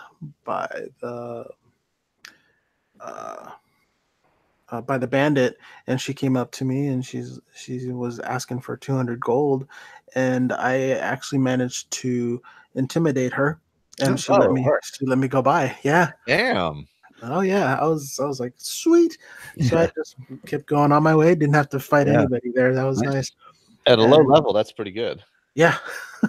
So maybe it is. I've tried to persuade her before, but I don't think I've ever tried to intimidate her. So. Yeah, I tried the intimidation, but it never. At low levels, it never works. Yeah, you probably have to be level 10 or something like that, or higher than level 10 or whatever. Or the chance is so low that it doesn't really work. But then Well, I think because I'd been selling so much stuff, my speech was a little bit higher than normal. Higher than your normal level. Yeah. Yeah. That makes sense. And I can't remember which perks are also start a little bit higher because of the half orc mod that I'm using. Oh, okay. So it could be a combination of all those things where her speech level is a little bit higher than normal. Well, I think Imperials in vanilla anyway, aren't the Imperials the only ones that start with 25 in speech? Is that Is that what I remember? Yeah, I think so, because voice of the Emperor and stuff like that. Yeah. Right. I'm some of this stuff I'm picking up from watching this guy Major Slack, who's actually a lot of fun. If anybody's interested in, and he does a lot of walkthrough stuff, and how to level up a character, for legendary, without exploits and without doing a lot of grinding. So there's a lot of really cool little pointers in his walkthroughs. So if you can sort of sit through some of them, they're 15 or 20-minute long videos that are series of them, but still. Yeah. Right. But yeah, he does one where he does a lot of those speech checks. He runs around and does a bunch of them, and he explains what levels you have to be to do this one and that one. And Wow. I can't remember if that Valtheim Towers was one of them, but there's several others that are. So there's a lot of. I'm going to use his videos to play my next Switch character, because I want to try some of these things. I like that salmon roe thing. I never knew. There's a lot of cool me either. I didn't know that. Yeah, he's a very thoughtful guy, very very articulate, and really. When I was on Soul's time with those Thalmor, I managed to intimidate them into giving me the map and leaving Soul's time, and I was really disappointed.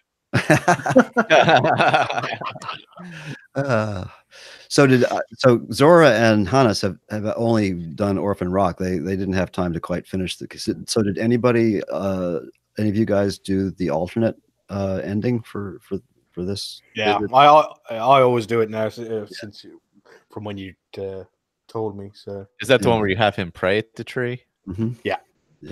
Well, he didn't make it to the cave, so can't pray. Unfortunately, no. Yeah, I went all the way to Glimmer Mist on my own, and I actually got all the way up to the tree, and I'm like, because I thought he would appear at the tree when I got there, but he wasn't there. So then I went all the way back to Whiterun, and I picked him up, and then I just went ahead and just fast traveled to the cave because I'm like, I'm not going to let him die because he's an idiot. And then I walked over, but it's funny because when I met him in Whiterun, he goes through the whole entire conversation as you're sitting there slashing the roots. Where he's like, he sits there and he's like, I didn't know you were that kind of violent or whatever, and he just through the whole conversation, and he's like, there's another way, and he's like, let me show you, and then he just kind of stands there, and no, he walks out the door. He actually walks out the door and starts heading over there. So I'm like, okay, I'm just gonna fast travel over there. That way he'll survive, and we can go ahead, because I had already done the speech check through the towers. So I'm like, he's not going to survive that. So I'm like, I'm just going all the way through. Yeah. I didn't want to lose 200 gold either. Yeah, true. Yeah, at that point, 200 gold's a lot, Yeah, I didn't even have enough to buy the home until Me either. Later on. I had to go looting caves and stuff and selling stuff to have enough money to buy. Yeah.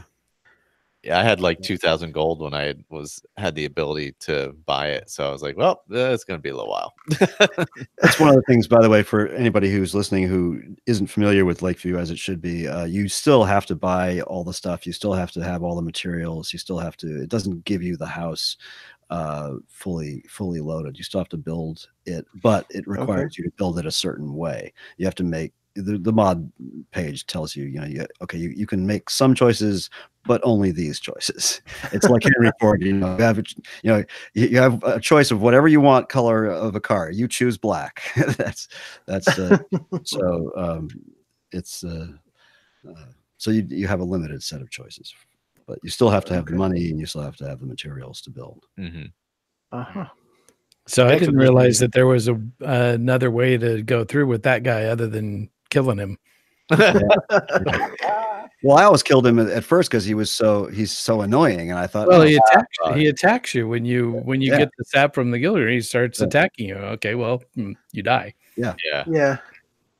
That's true. Yeah, right before you're gonna get the sap, you get that you can actually speak to him, and he will, because he'll tell you, I didn't know you're a man of violence. Yeah.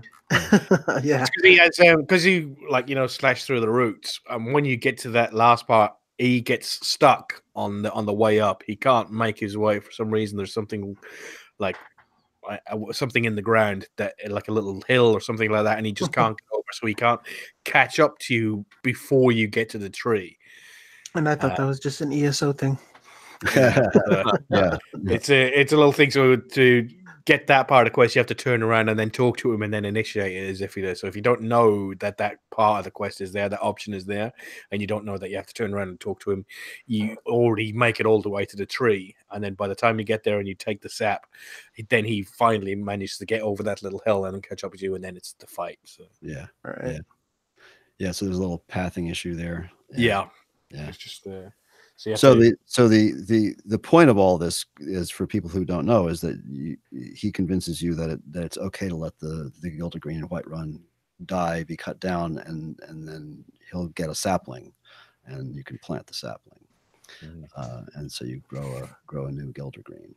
Yeah. The only thing I wish that it grows a small tree, which is pretty, and it's got the flowers on it and everything, but it never grows any bigger. There's no script to keep it growing. Right. That'd be kind of nice if it continued to grow over time. As far as I know, there's no mod that even does that. So, yeah. Well, the 3D trees that I'm using has a Gilder Green. Does it? Yeah. Oh, cool. And so it puts the textured bark on the tree and the green leaves and everything. Makes it look all nice.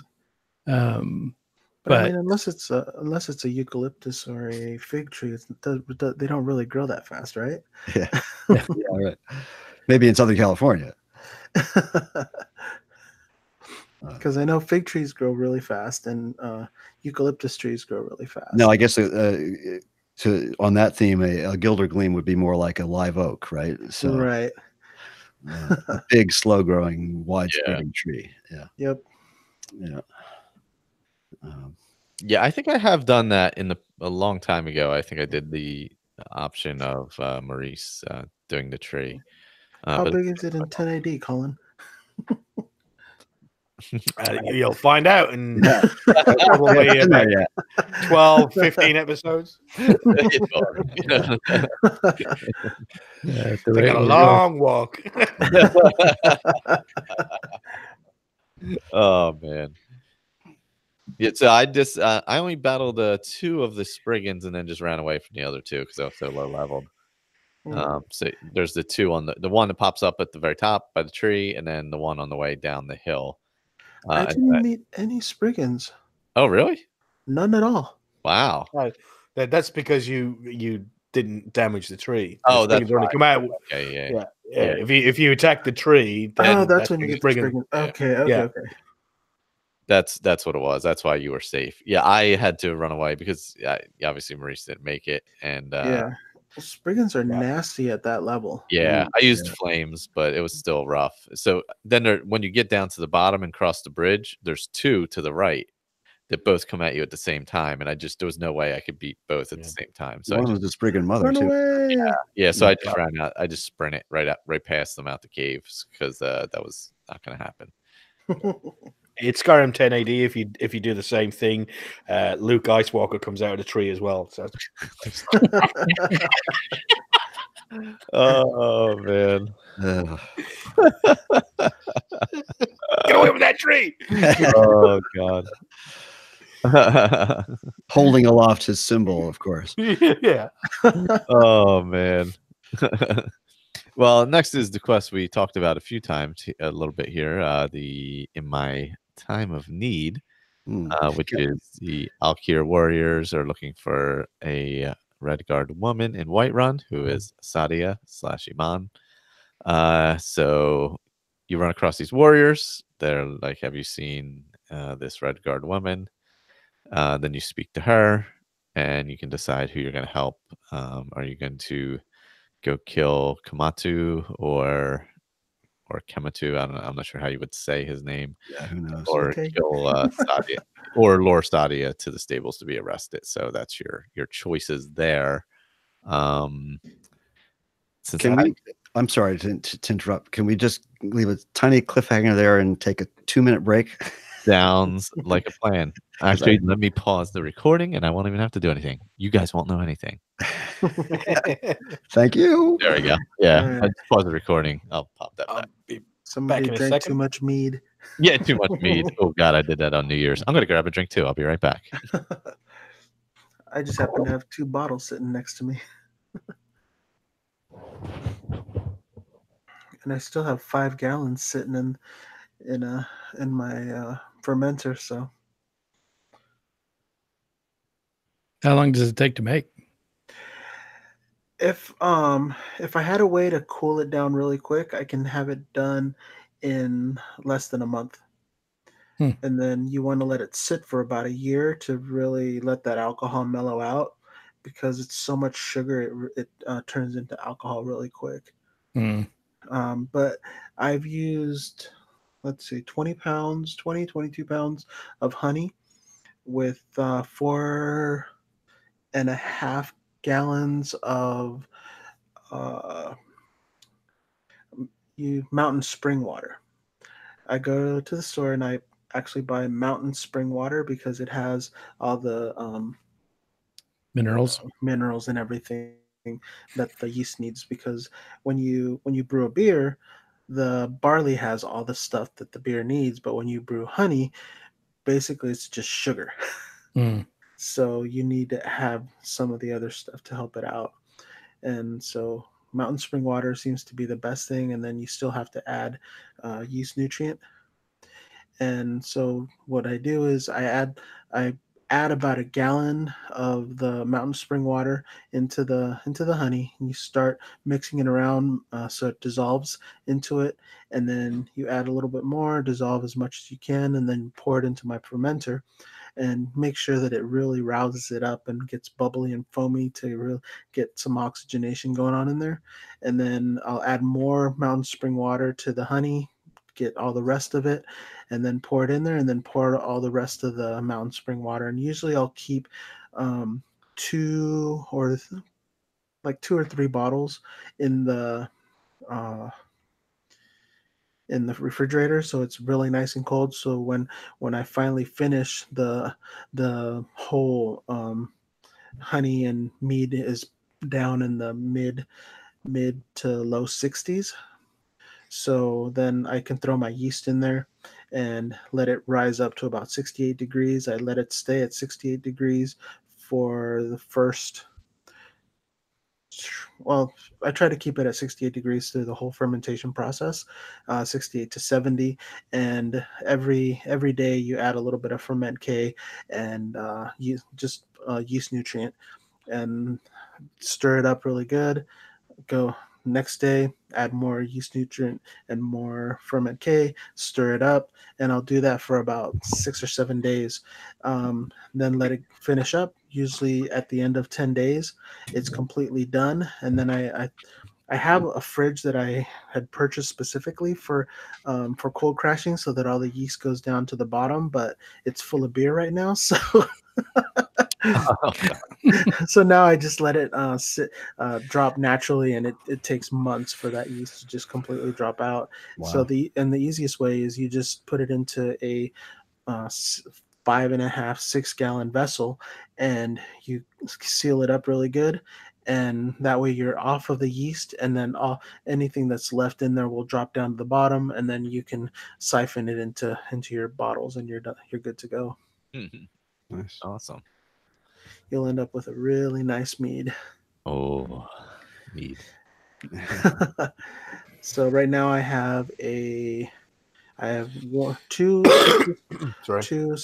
orange citrus meads, and then one that was orange citrus with pomegranate juice, where we went pomegranate picking, and then we juiced them, and I put about a gallon of pomegranate juice in there with another 16 pounds of honey, and then about 4 gallons of water. So I ended up with about 5.5 gallons of a pomegranate orange citrus mead, which was delicious. That thing was about 13.25%, and finished really nice and dry. It almost tasted like a really nice dry white wine. Oh, man. Yeah, good meat. It's pretty awesome. Yeah, let me get a little bit more meat in my cup here. I'm making myself thirsty.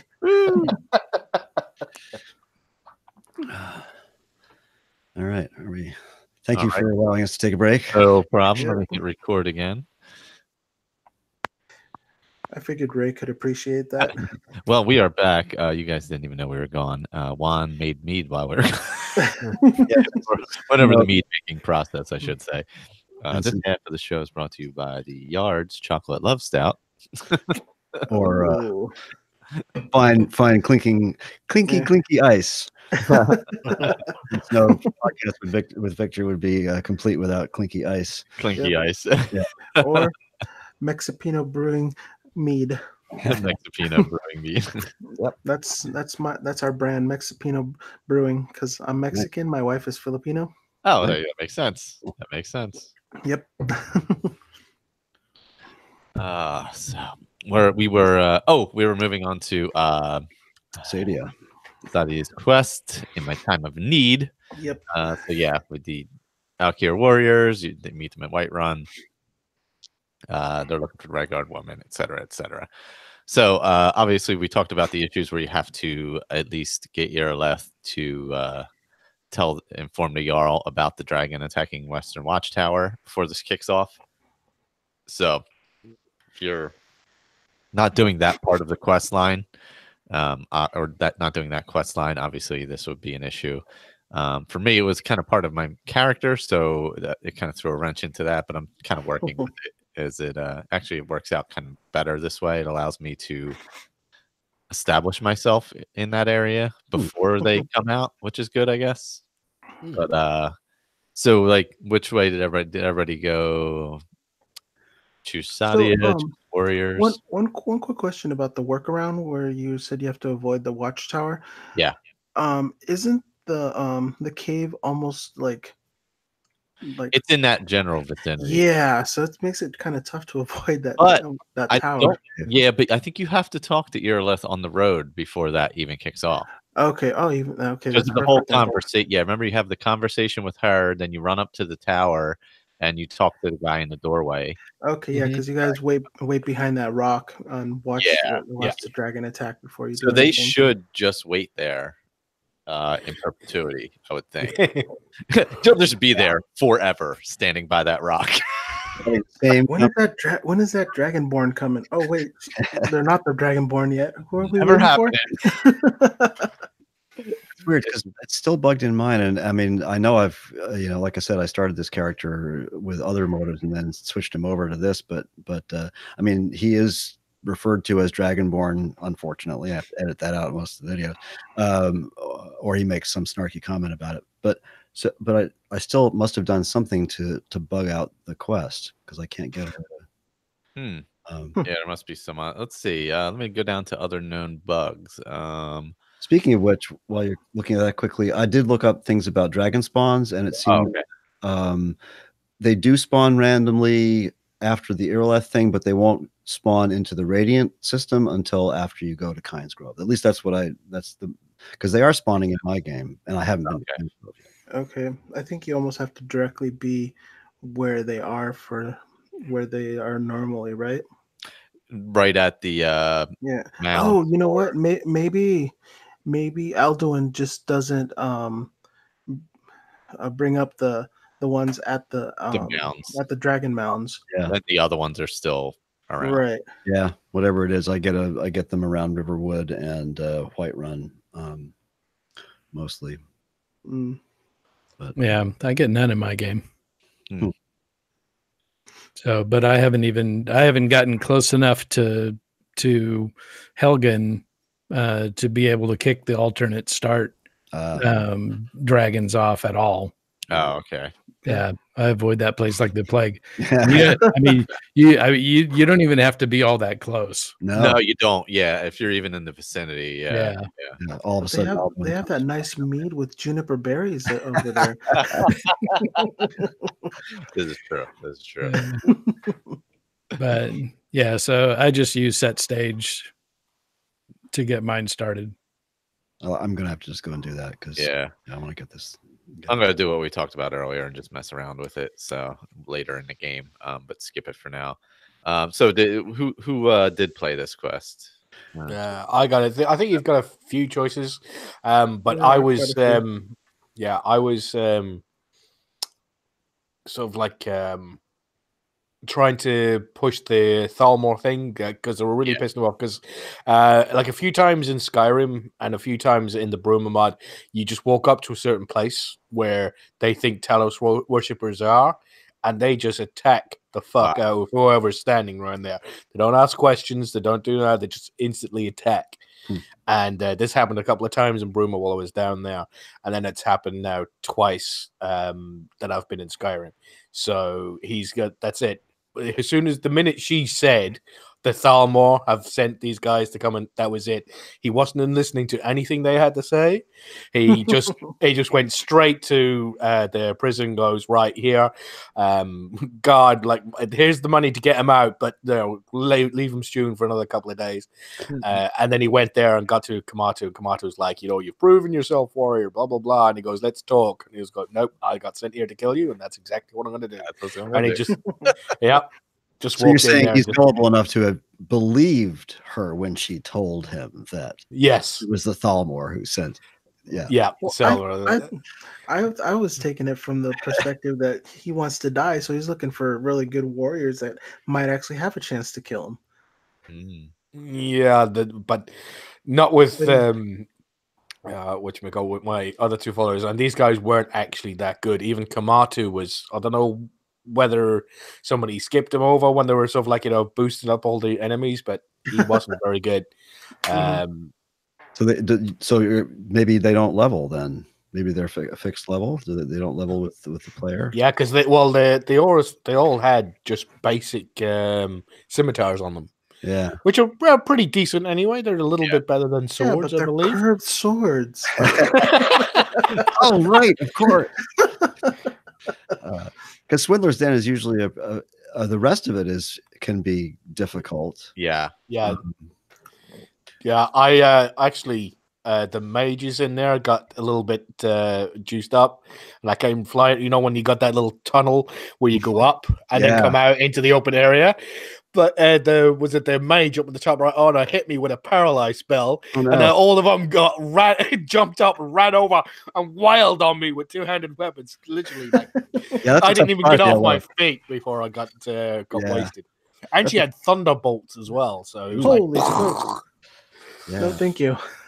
It's tough if you have a lot of followers too, or it's an easy place to get bound up in. By the way, speaking of that, with all your shouts and everything and stuff coming from the enemies, have you because one of the little mechanics in Skyrim that annoys me the most is the knockdown get up mechanic, and it's too long. The animation is too long, and it gives so I usually use a mod that shortens it up a little bit, and the stagger mechanic, which some of the combat mods make worse, because in real life, if you're staggered and you have a shield, even if you're going down, you should be able to hold your shield up, right? So have you used any of the little mods that shorten up the stagger and drop animations to help you out with some of those shouts? No, I haven't, but I have sort of because obviously PC you got hotkeys, so and I have potions on hotkeys. Oh, okay.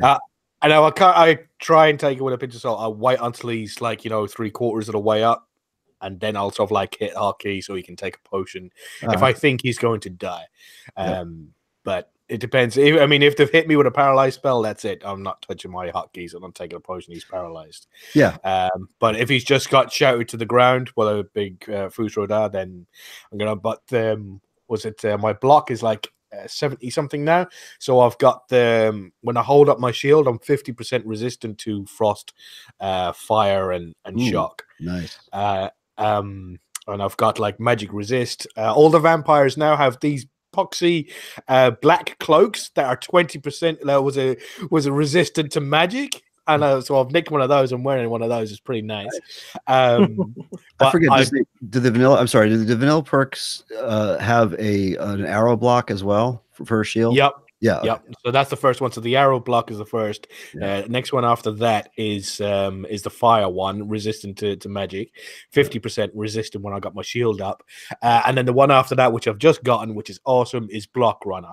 So that means you run at the same sort of pace as you normally do, but you have the shield raised up, so I can run straight at the dragon, holding it up, and if he's breathing on me, I can still resist it. Apart from a few of the newer ones that are coming out, there was one in Diverse Dragons called Vile Dragon, I think it was called, and it has the same effect as the Black Bow of Fate, where he can, as he's hitting you with a spray, it absorbs health, magicka, and stamina. Yeah. So that was he's pretty ugly looking as well. He's got this like real sort of like stunted like pug, like a pug dog.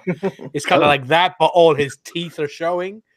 And it's big googly eyes and everything like that. He's an ugly son of a bitch. But all of that sounds pretty vile. But yeah, it's aptly named. But that was a lot of fun. Cool. So, yeah. But then I got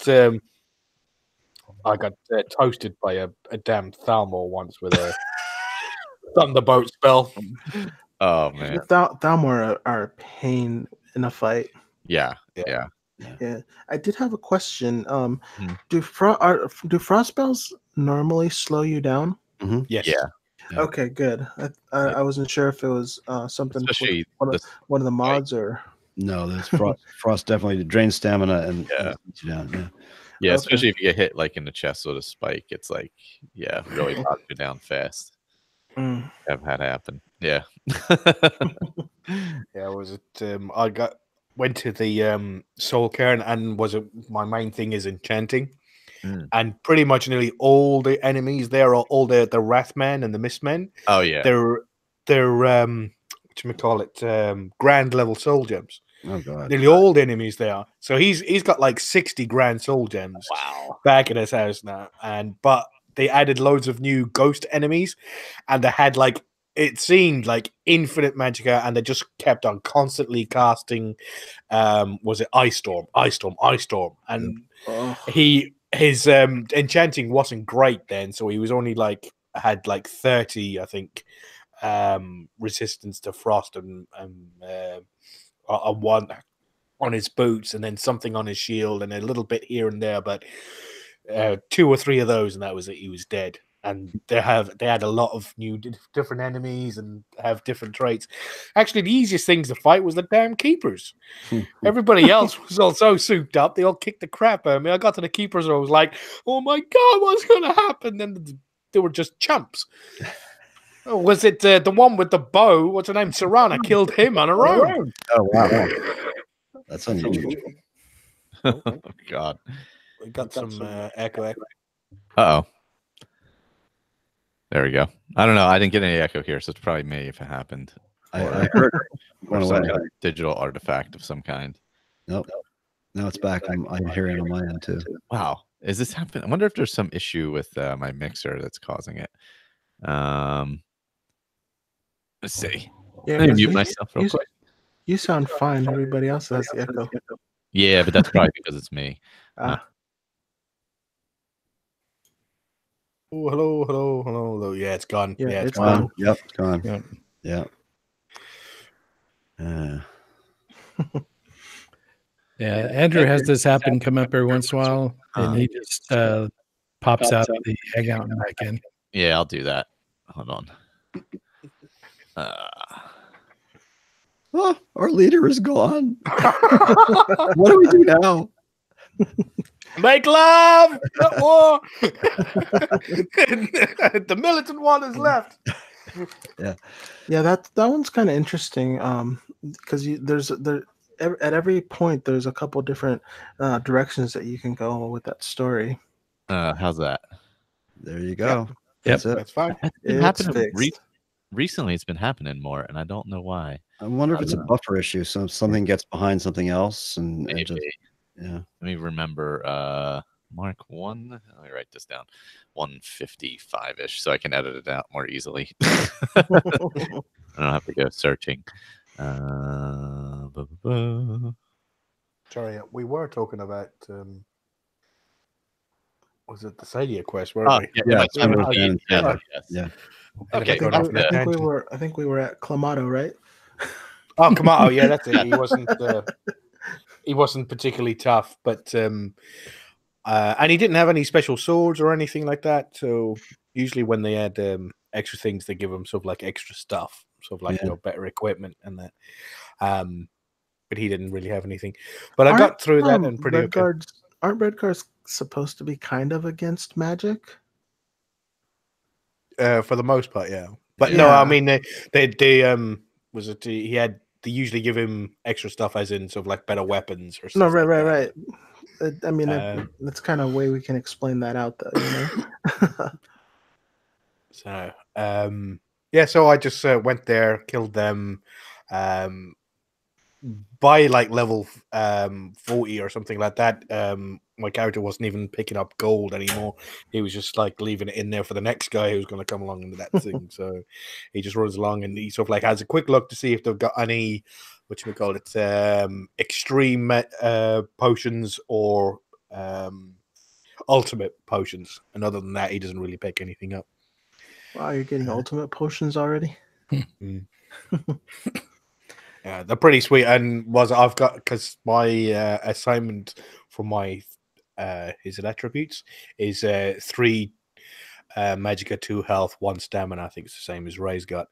So he's got like 380 magicka at the moment. So if he's got some of the other potions, he's got to take like 4 or 5 of them to get all his magic. Whereas the ultimate can just like instantly bring it back up, no matter how high it is. Huh. Yeah, my health is going to be my highest because I have 1 magicka, 3 health, and 2 stamina. So just a quick side question for you guys: when you do these random rolls and you get those values, how do you keep track of them with notes, or do you just say, okay, I'm going to just start with magicka and go left to right and just do 3, 2, 1? Yeah, that's just what I do. That's usually what I do. Yeah. I just go. I put in 3, and then I put in 2, and then I put in 1. But sometimes I forget, and I can't do math. I can't do math, so I'm like, right. If I've got 2 stamina, that means I must have 6 magicka and 4 health. Once you have the equipment with all the bonuses, then it really gets confusing. Yeah. Because I know what I've been. Sorry, because praise to RK, so he gets added extra 30 health. He nearly always has it on him because he's always praying to him. And luckily, in that Lakeview Manor house, they've got an RK thing built into it, so they've got all the shrines all over the house. Right. So he's got the RK one in the kitchen, and he has the backpack with the RK amulet on, so he gets an extra 5 for that because it's on the backpack, not around the neck. So. Yeah, I think I need to find the one that gives me extra magicka. But what I've been doing is I go 1, 1, 1, and then I go back to health, then back to stamina, and then work my way backwards, and then start the cycle again. Oh, that's smart. Yeah, I always do the 3, 2, 1, like Colin says, because it's just easier to keep track of if you get lost, because you can just do the math and figure out, oh, I've done X of these, X of those. All I know is my magic is going to be low. At least it's not 0 like I did, when I had the block character and I had 0 stamina. Yeah, I had Slight rolled 0 health when we did Slight years ago. Yeah, that was. But he had like 3 stamina, so he was okay. And a couple of amulets and a ring, or whatever. Yeah, that's the only workaround, or make equipment where everything doesn't cost anything. Mm-hmm. Yeah. Well, I guess there's 3 ways to finish this quest technically. Well, there's 2 real ways and then a kind of a workaround. There's you can go to Swindler's Den where Kamatu and his crew are at and kill them all. Yep. And let what's her name know. Mm-hmm. You can Sadia, or you can go there and tell her to go to the stables to ask her to follow you, and then you take her to stables and she's arrested. And alternatively, you can do that, take her to the stables, kill Kamatu before he paralyzes her and get both rewards. Yes. So there is multiple options, and there's also an option to speak to a Valkyr warrior in the prison in Whiterun, and find out where Swindler's Den is. You have to. Well, yeah, you have to do that one to find out where Kamatu is, or else, unless you use foreknowledge to know that he's in Swindler's Den. Yeah, exactly. If you already know, you kind of just wander there. But I think you can, instead of going to Swindler's Den, you can go to Sadia, and then she gives you all the information, and then tells you that the guard is in the prison. But you can also leave there and go straight to Rorikstead and tell the two guys there. Yeah, and then they will tell you to bring her to the stable. I think. I've never talked to them first, though, right? Because you have to talk to them at the gates of Whiterun, inside the gates. And we won't stay here. We're not welcome. And then they leave and go to Rorikstead. That's But yeah. I think when I first did it, like years ago, the first time I did it, I thought I'm going to wait until the very end to decide, and so that's I actually sort of did that alternate by default. By default, at the end, at the stable, I thought, nah, I don't believe them. I believe her, and I killed the guy. And yeah. So. I like to leave those Alakir warriors there in Whiterun though, because they take care of the vampires. Vampires. Yeah, actually, that's a really good point. Yeah. You lose a lot less merchants that way. I've never thought of that. Well, unless you have mods involved, which make people run away. Yeah. I thought I had that one in this playthrough.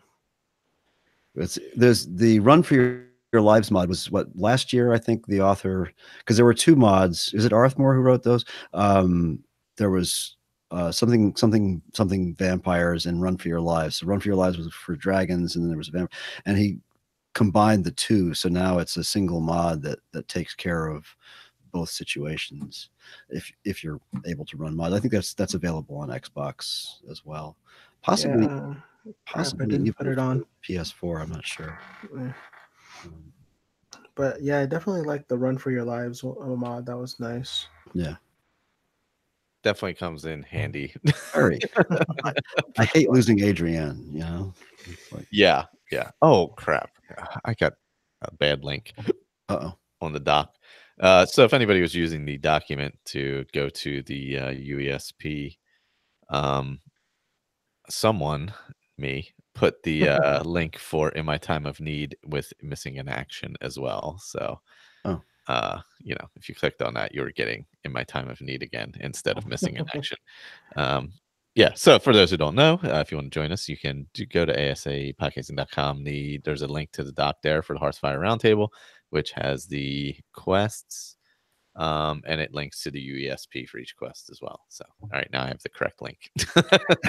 Yay. So, not In My Time of Need. Missing in Action is also a Whiterun quest. One of the early ones you come across.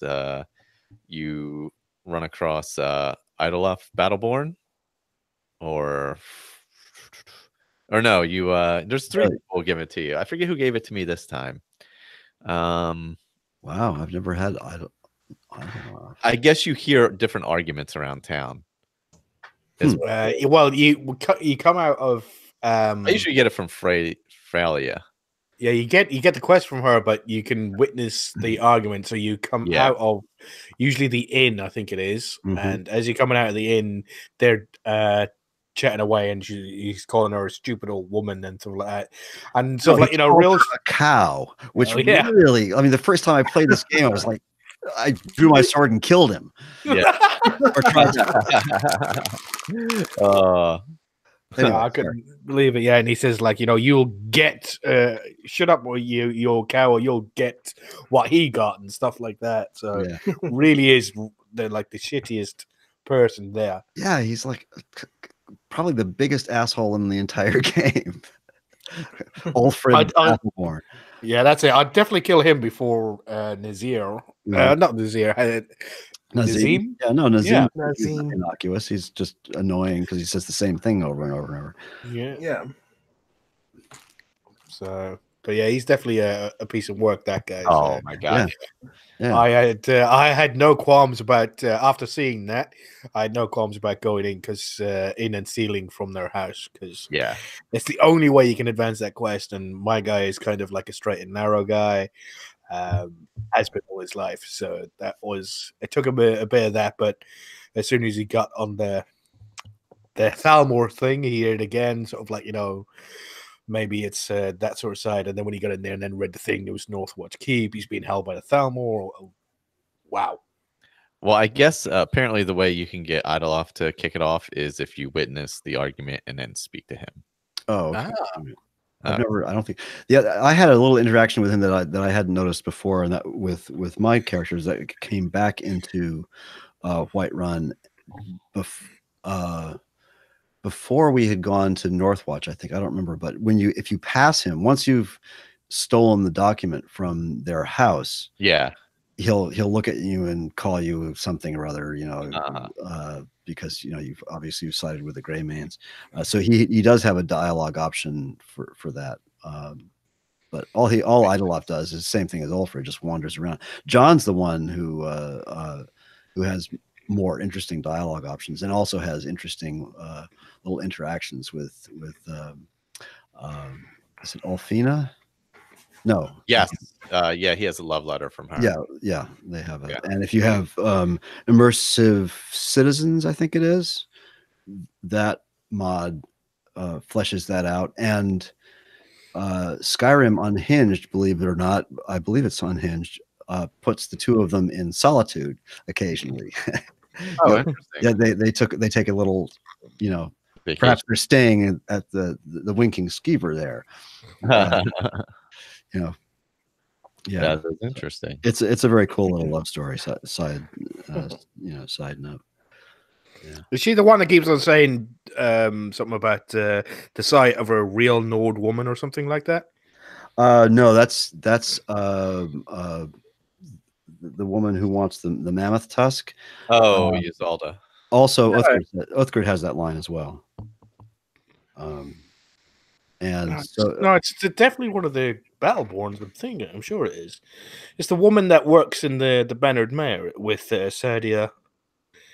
Well, I think that line pops up in several dialogues because also what is her name? It starts with a Y. Not Isolda. Yeah, it's not Isolda. Yeah, it's not Isolda. She doesn't say it.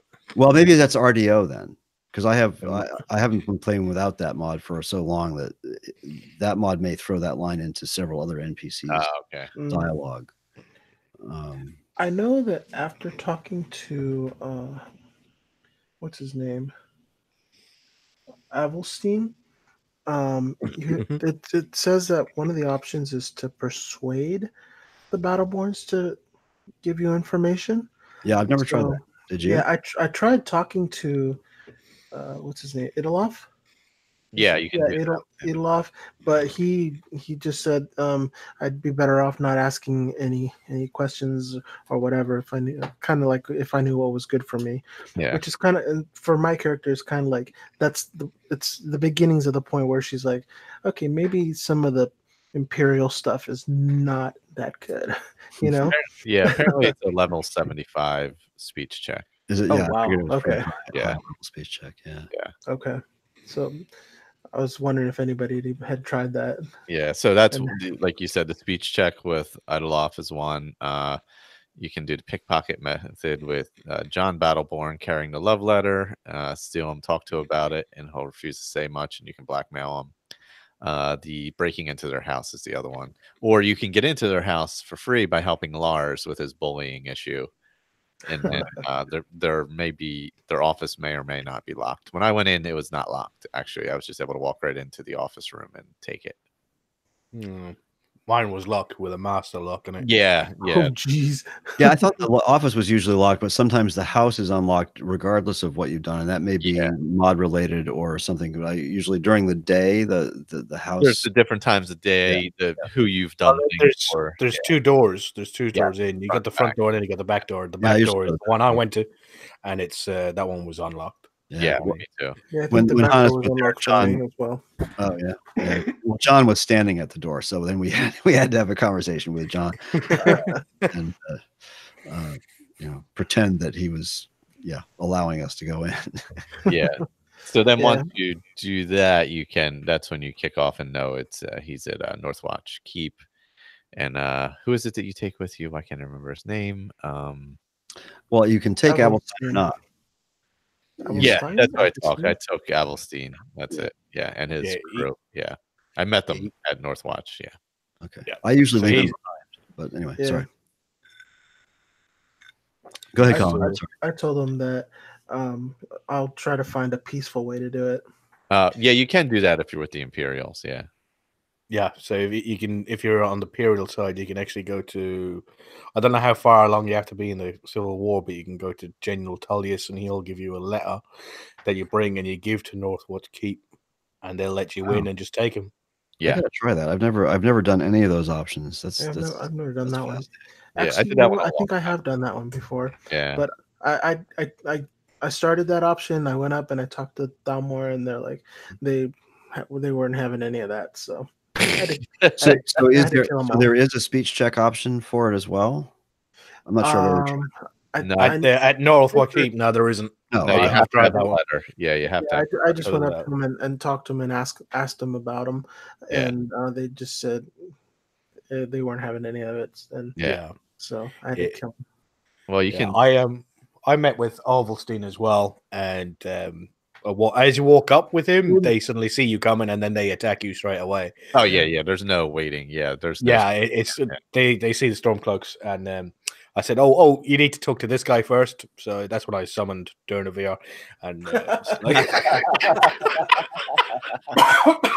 and then I sort of like stood back. Awesome, I love it. Perfect. Yeah. Talk to this guy first. Yeah. Yeah, you can sneak in and break them out, or like if you go with the crew there, you have to pretty much fight your way in. There's no way around that. Yeah. That again, we just done that recently. So this is the ramp up to his Civil War decision. That was the one of the main ones as well. So you had In My Time of Need, and you had this one here, and this is probably one of the main ones. So after that, that's when the Thalmor attack started, and they're randomly running across, sort of like they're out to get us now. They've got the notes from Ellen Wynn. So luckily she doesn't know what we look like, so we'll still be able to go with the Dragon Quest and get into the embassy later on. But I've always. I'm sorry. Go ahead. No, go ahead. I was gonna say it's nice. It was nice having the Thalmor helping me defeat themselves inside. Definitely. That ritual stone is really nice. Yeah. I like that. I like that mod. It's much nicer than having to walk around bringing the dead with you. Yeah. It makes a great deal more sense. No, I've fallen into a pattern with that particular quest of. I always leave Avelstein behind on the theory that role playing that I wouldn't want Freya to risk losing two sons. Makes sense. Yeah. So I always leave Avelstein behind. Yeah. So it's the whole Saving Private Ryan thing. Exactly. Yeah. I usually do too, but since this time I was doing a little more no sneaking in, just kind of going blasting in. I was like, I could use a few extra people. And, I think he's essential during the quest. So he's essential, but his two guys aren't. Yeah, they are not. Right. They almost always die. Yeah, they die because I've got the Grand Healing up, so I kept them all. I managed to keep them all alive because the Thalmor mages in there were throwing around thunderbolts and chain lightning like it was a free for all. So because you're like level 30. Yeah. Like they were Christmas. Oh no, I was level 30 when I started Skyrim. I finished Broom at level 30. I'm now level 52. So. Oh Jesus! Yeah. So they're throwing everything at you, pretty much. Yeah. Pretty much. Yeah. They're all in. Was that you two would probably know what this is? The Vardenfell Thalmor armor, that one with the massive green head. Ugly as hell, but absolutely. Well, they're all sort of like matched out with that. Some of them have was it bound swords and things like that. It gets pretty nasty in there. Yeah, I've stopped using immersive armors, but I read up on a couple things about it, and so theoretically, some people think it causes save bloat in late game. So I stopped using it. I'm just using lots of other armor mods. So, but yeah, I prefer the single download and have expand throughout the entire world instead of sort of like that armor mod, that weapon mod, and stuff like that. But playing around with the mods irritates me. I just want to load them all in. The game. And I feel you, yeah, because with lots of separate armor mods, you really have to run patchers and Mator Smash or something like that. So yeah, it can be a pain in the butt. Yeah, I was like, I think I spent like 15 minutes trying to figure out how to fix my naked follower on a horse problem, and that irritated me too much. It was like 15 minutes, and like I was like, "What? No!" Because when they go naked, if you fast travel with them naked, all their stuff, all their gear disappears. Oh no! So I had to keep on going back in a save. So not only did they end up naked, it disappears. Yeah. So I had to sort of like I was like. So it was no Bo Derek riding a horse on the beach. Yeah, they were lady diving it all over. Yeah. Oh man. Hair beads and all. Yeah. Well, the last person you come across in there pretty much is the interrogator, which is where you have the Greymane reunion once you take care of him. So basically, if you take Avelstein with you, they'll have a little dialogue and talk to each other, and obviously he talks to you too and asks you why you did this for him and all that. So they basically have to leave, so they're so the Thalmor don't get them, and that's what you have to go tell Freya. So but he gives you there's a phrase or secret message. Yes. It suffers the winter cold wind, and then she completes it. So that's how she knows that you aren't lying to her and just pretending. Like maybe you would do if you went to Mistwatch and found somebody's wife at the top of a tower and let her live, and then just lied to him when you got to the bottom. Because he's kind of whiny. Yeah, poor guy. I was so bad for him. Yeah, I do too. I'm like, oh boy, you're just go. Isn't he a wife beater? Didn't she leave for a reason? Oh yeah, I never caught that part of the story. Yeah, I'm pretty sure. It's been years, and I'm pretty sure he's like a wife beater or something, or at least like a that. stalker. Yeah, or at least a super creep. Yeah. Oh yeah. Okay. She's way tougher than him anyway. So. Well, yeah. Yeah. Because I got to the top, I'm like, I'm not fighting her. She's gonna kill me. So, all right, I'll take the ring. I'll go tell him to go wander along down the road. Get out of here. Yeah, he's hiding in that closet. Like dude, what? Well, next time I go there, I'll see if there's some sort of conversation that I've missed. Or does she have lines that? Yeah, she'll kind of tell you about her story a little bit, why she became. If you don't fight her, obviously. Oh, okay. She'll, because she comes out and then says, "Hey, what are you doing here?" Blah blah blah, kind of thing. And let me see actually if I can pull up the dialogue. Yeah, I'm gonna see if I can try and find it. Because I forget exactly, even though I just did it. Pretty soon. Let's see. I don't know if you can hear that in the background, but somehow I just triggered Alexa. She was talking about some university in Edinburgh. I had no idea why. Like, yeah, he thinks his wife is kidnapped. Let's see if it has. I don't see the dialogue in here for some reason. One curious. Yeah. I know. Fjola, that's her name. Fjola. I actually found the stray dog, and I could not have a conversation with it. Oh, really? Yeah, he That's just happened kept, to me before too. Yeah, he kept barking. I tried to talk to him, and nothing. I'm like, okay, well, you're just gonna stay here, dog. Goodbye. Okay, here's her dialogue. There's no way you'll come peacefully to him. Better try. Let's finish it. I don't know. Just get rid of him, but don't kill him. I don't hate the man. I just want him to go back to his farm and forget about me. Let's see. Yeah, that sounds familiar. I've gone through that. She'll be surprised he's here. The fool's my husband. I left that old scab. Came home to Skyrim. I'm free of the little man. That's what matters. Yeah, no. Maybe I just inferred it. Yeah, it seems like she wasn't super happy. I mean, she did. I think it's just because he's too whiny for her. Yeah, I think she's just a little too tough for him. Yeah. And he's just like, like he thinks his wife is up there and he's hiding in the closet next to the door. That's right. Yeah, good point. He's like, hey, why don't you go in there and find her for me? I came all this way. I'm just gonna hang out here with the key until some rando comes walking by. I'm sure if he'd gone up there, fought his way up there, she would have had more respect for him. Yeah, she would have had more respect for him. Of course, he would have been dead in the first room. But you find his dead body on the stairs going up. Yeah. Yeah. She was like, oh, Krister, there you are. He is unaggressive, no crime. He is a Nord and a food vendor. Okay, that makes sense.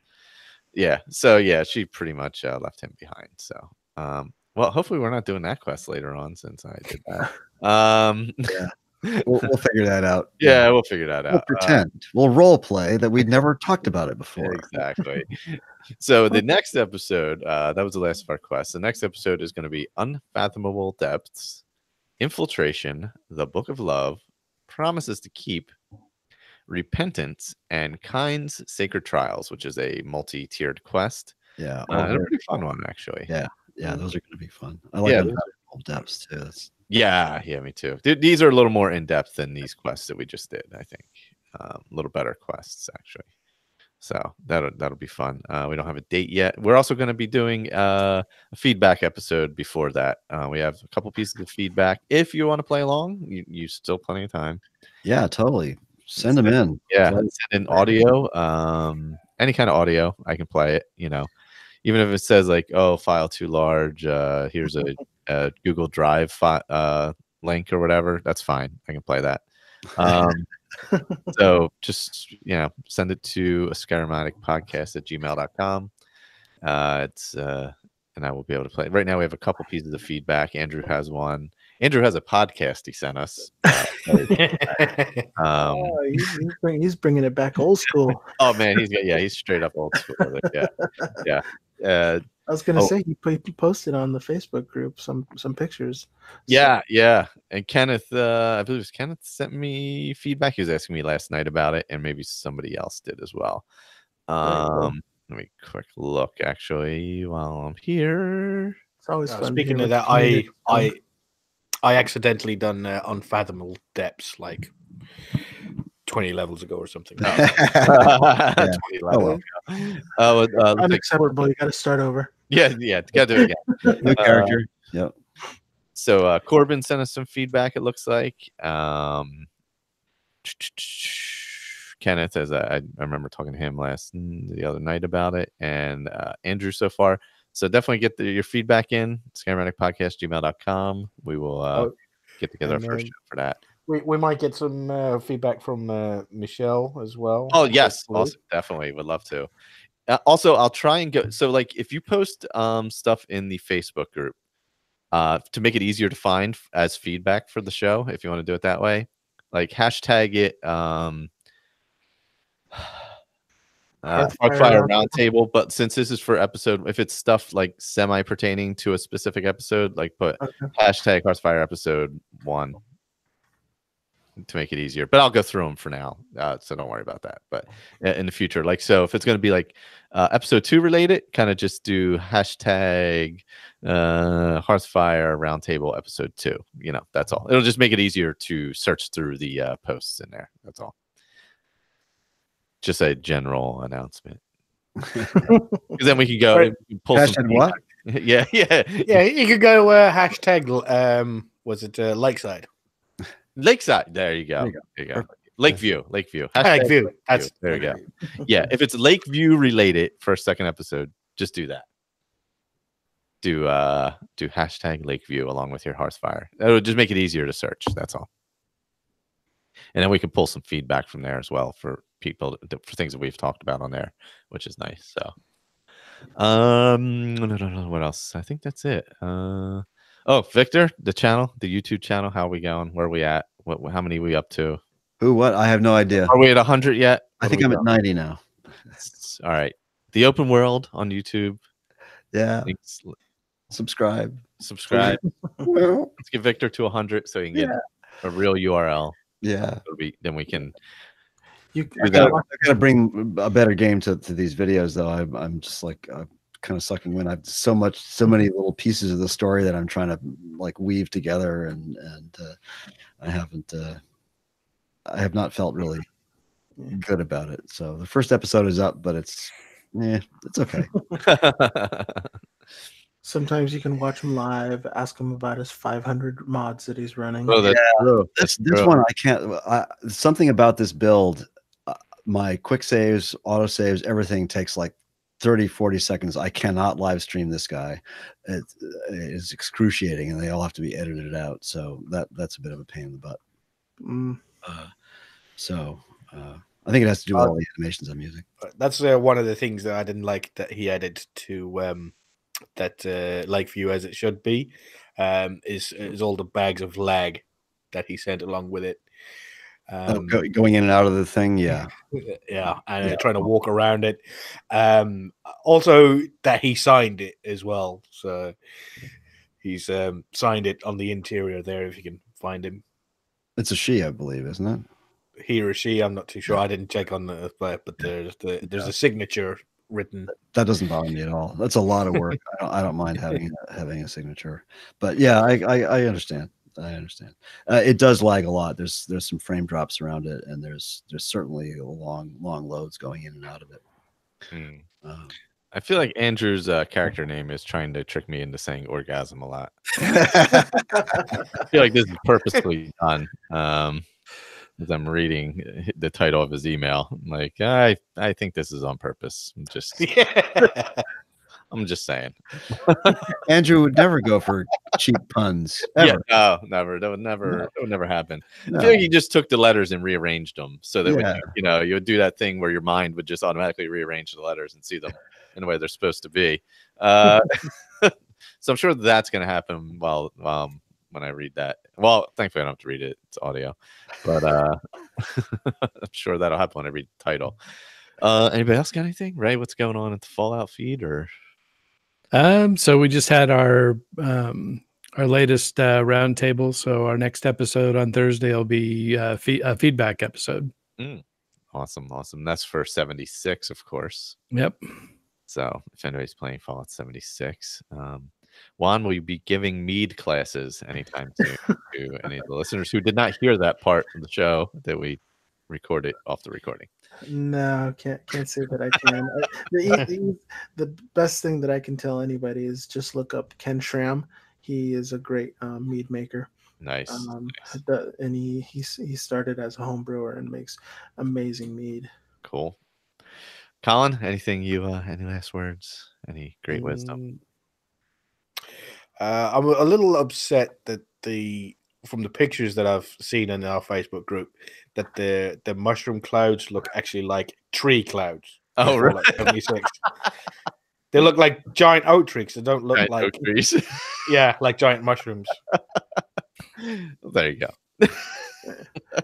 So Michael, you're saying that you're pronouncing the name Gassy Orgasm? Yeah. I'm like, I mean, come on with the name. All right. At least I don't have to read it.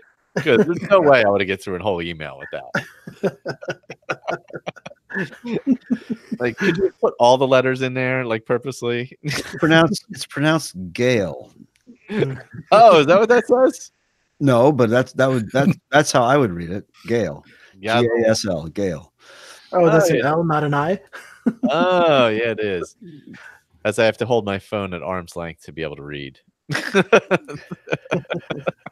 We have what else was there? I'm trying to think. There was something that I can't remember. I don't know. I can't remember. It's very important. Stay tuned. Yeah, whatever I was going to talk about, I cannot remember it all. Yeah, so sorry. There might not be a Skyrim 1080 in the month of February because of scheduling issues. So we might be coming up in the next session in March. So hopefully early March, but we'll have to see. That's actually what I was going to ask about Skyrim 1080. Glad you remembered that. But there will be episodes that will be posted on the feed here, just the new ones, the live episodes or the new episodes you'll be recording. I've still got to edit the last ones from the last session just because I'm lazy. Yeah. But I'll get to them in a week. And I have an idea related to that, by the way, that Colin and I are going to be discussing something after this, but I won't throw that out here now. But awesome. But I have an idea for some content for February. Cool. Oh, I know the other thing I was going to mention. So I've been reorganizing the feed for Skyrim Addict. This is going to be called Season 11, just the Hearthfire Roundtable. Right now, I only have Season 1, which is lost episodes. That's going to, if you look and scroll through like the iTunes feed, it'll show seasons. Season 1 is lost episodes. That's going to just be those until we catch up on those. Season 10, obviously, Skyrim 10AD because 10AD. And this will be the Hearthfire Roundtable will be Season 11. Other stuff I'll start breaking down into their different seasons as I have time. But that's kind of how, if you're going through the feed and looking for stuff, that's kind of how it'll be easiest to find it. So just a heads up to everyone. That was the other thing. That was what I was blanking on. So that's all I have, everyone. Thanks for hopping on, and look forward to the feedback. Definitely fun. And once we get a schedule for another episode, we'll let everybody know. That's how this one goes. And night, guys. We're not very rigid. Yeah. No rigidity here. Yeah. All right. Good afternoon. Even with Andrew's orgasm character.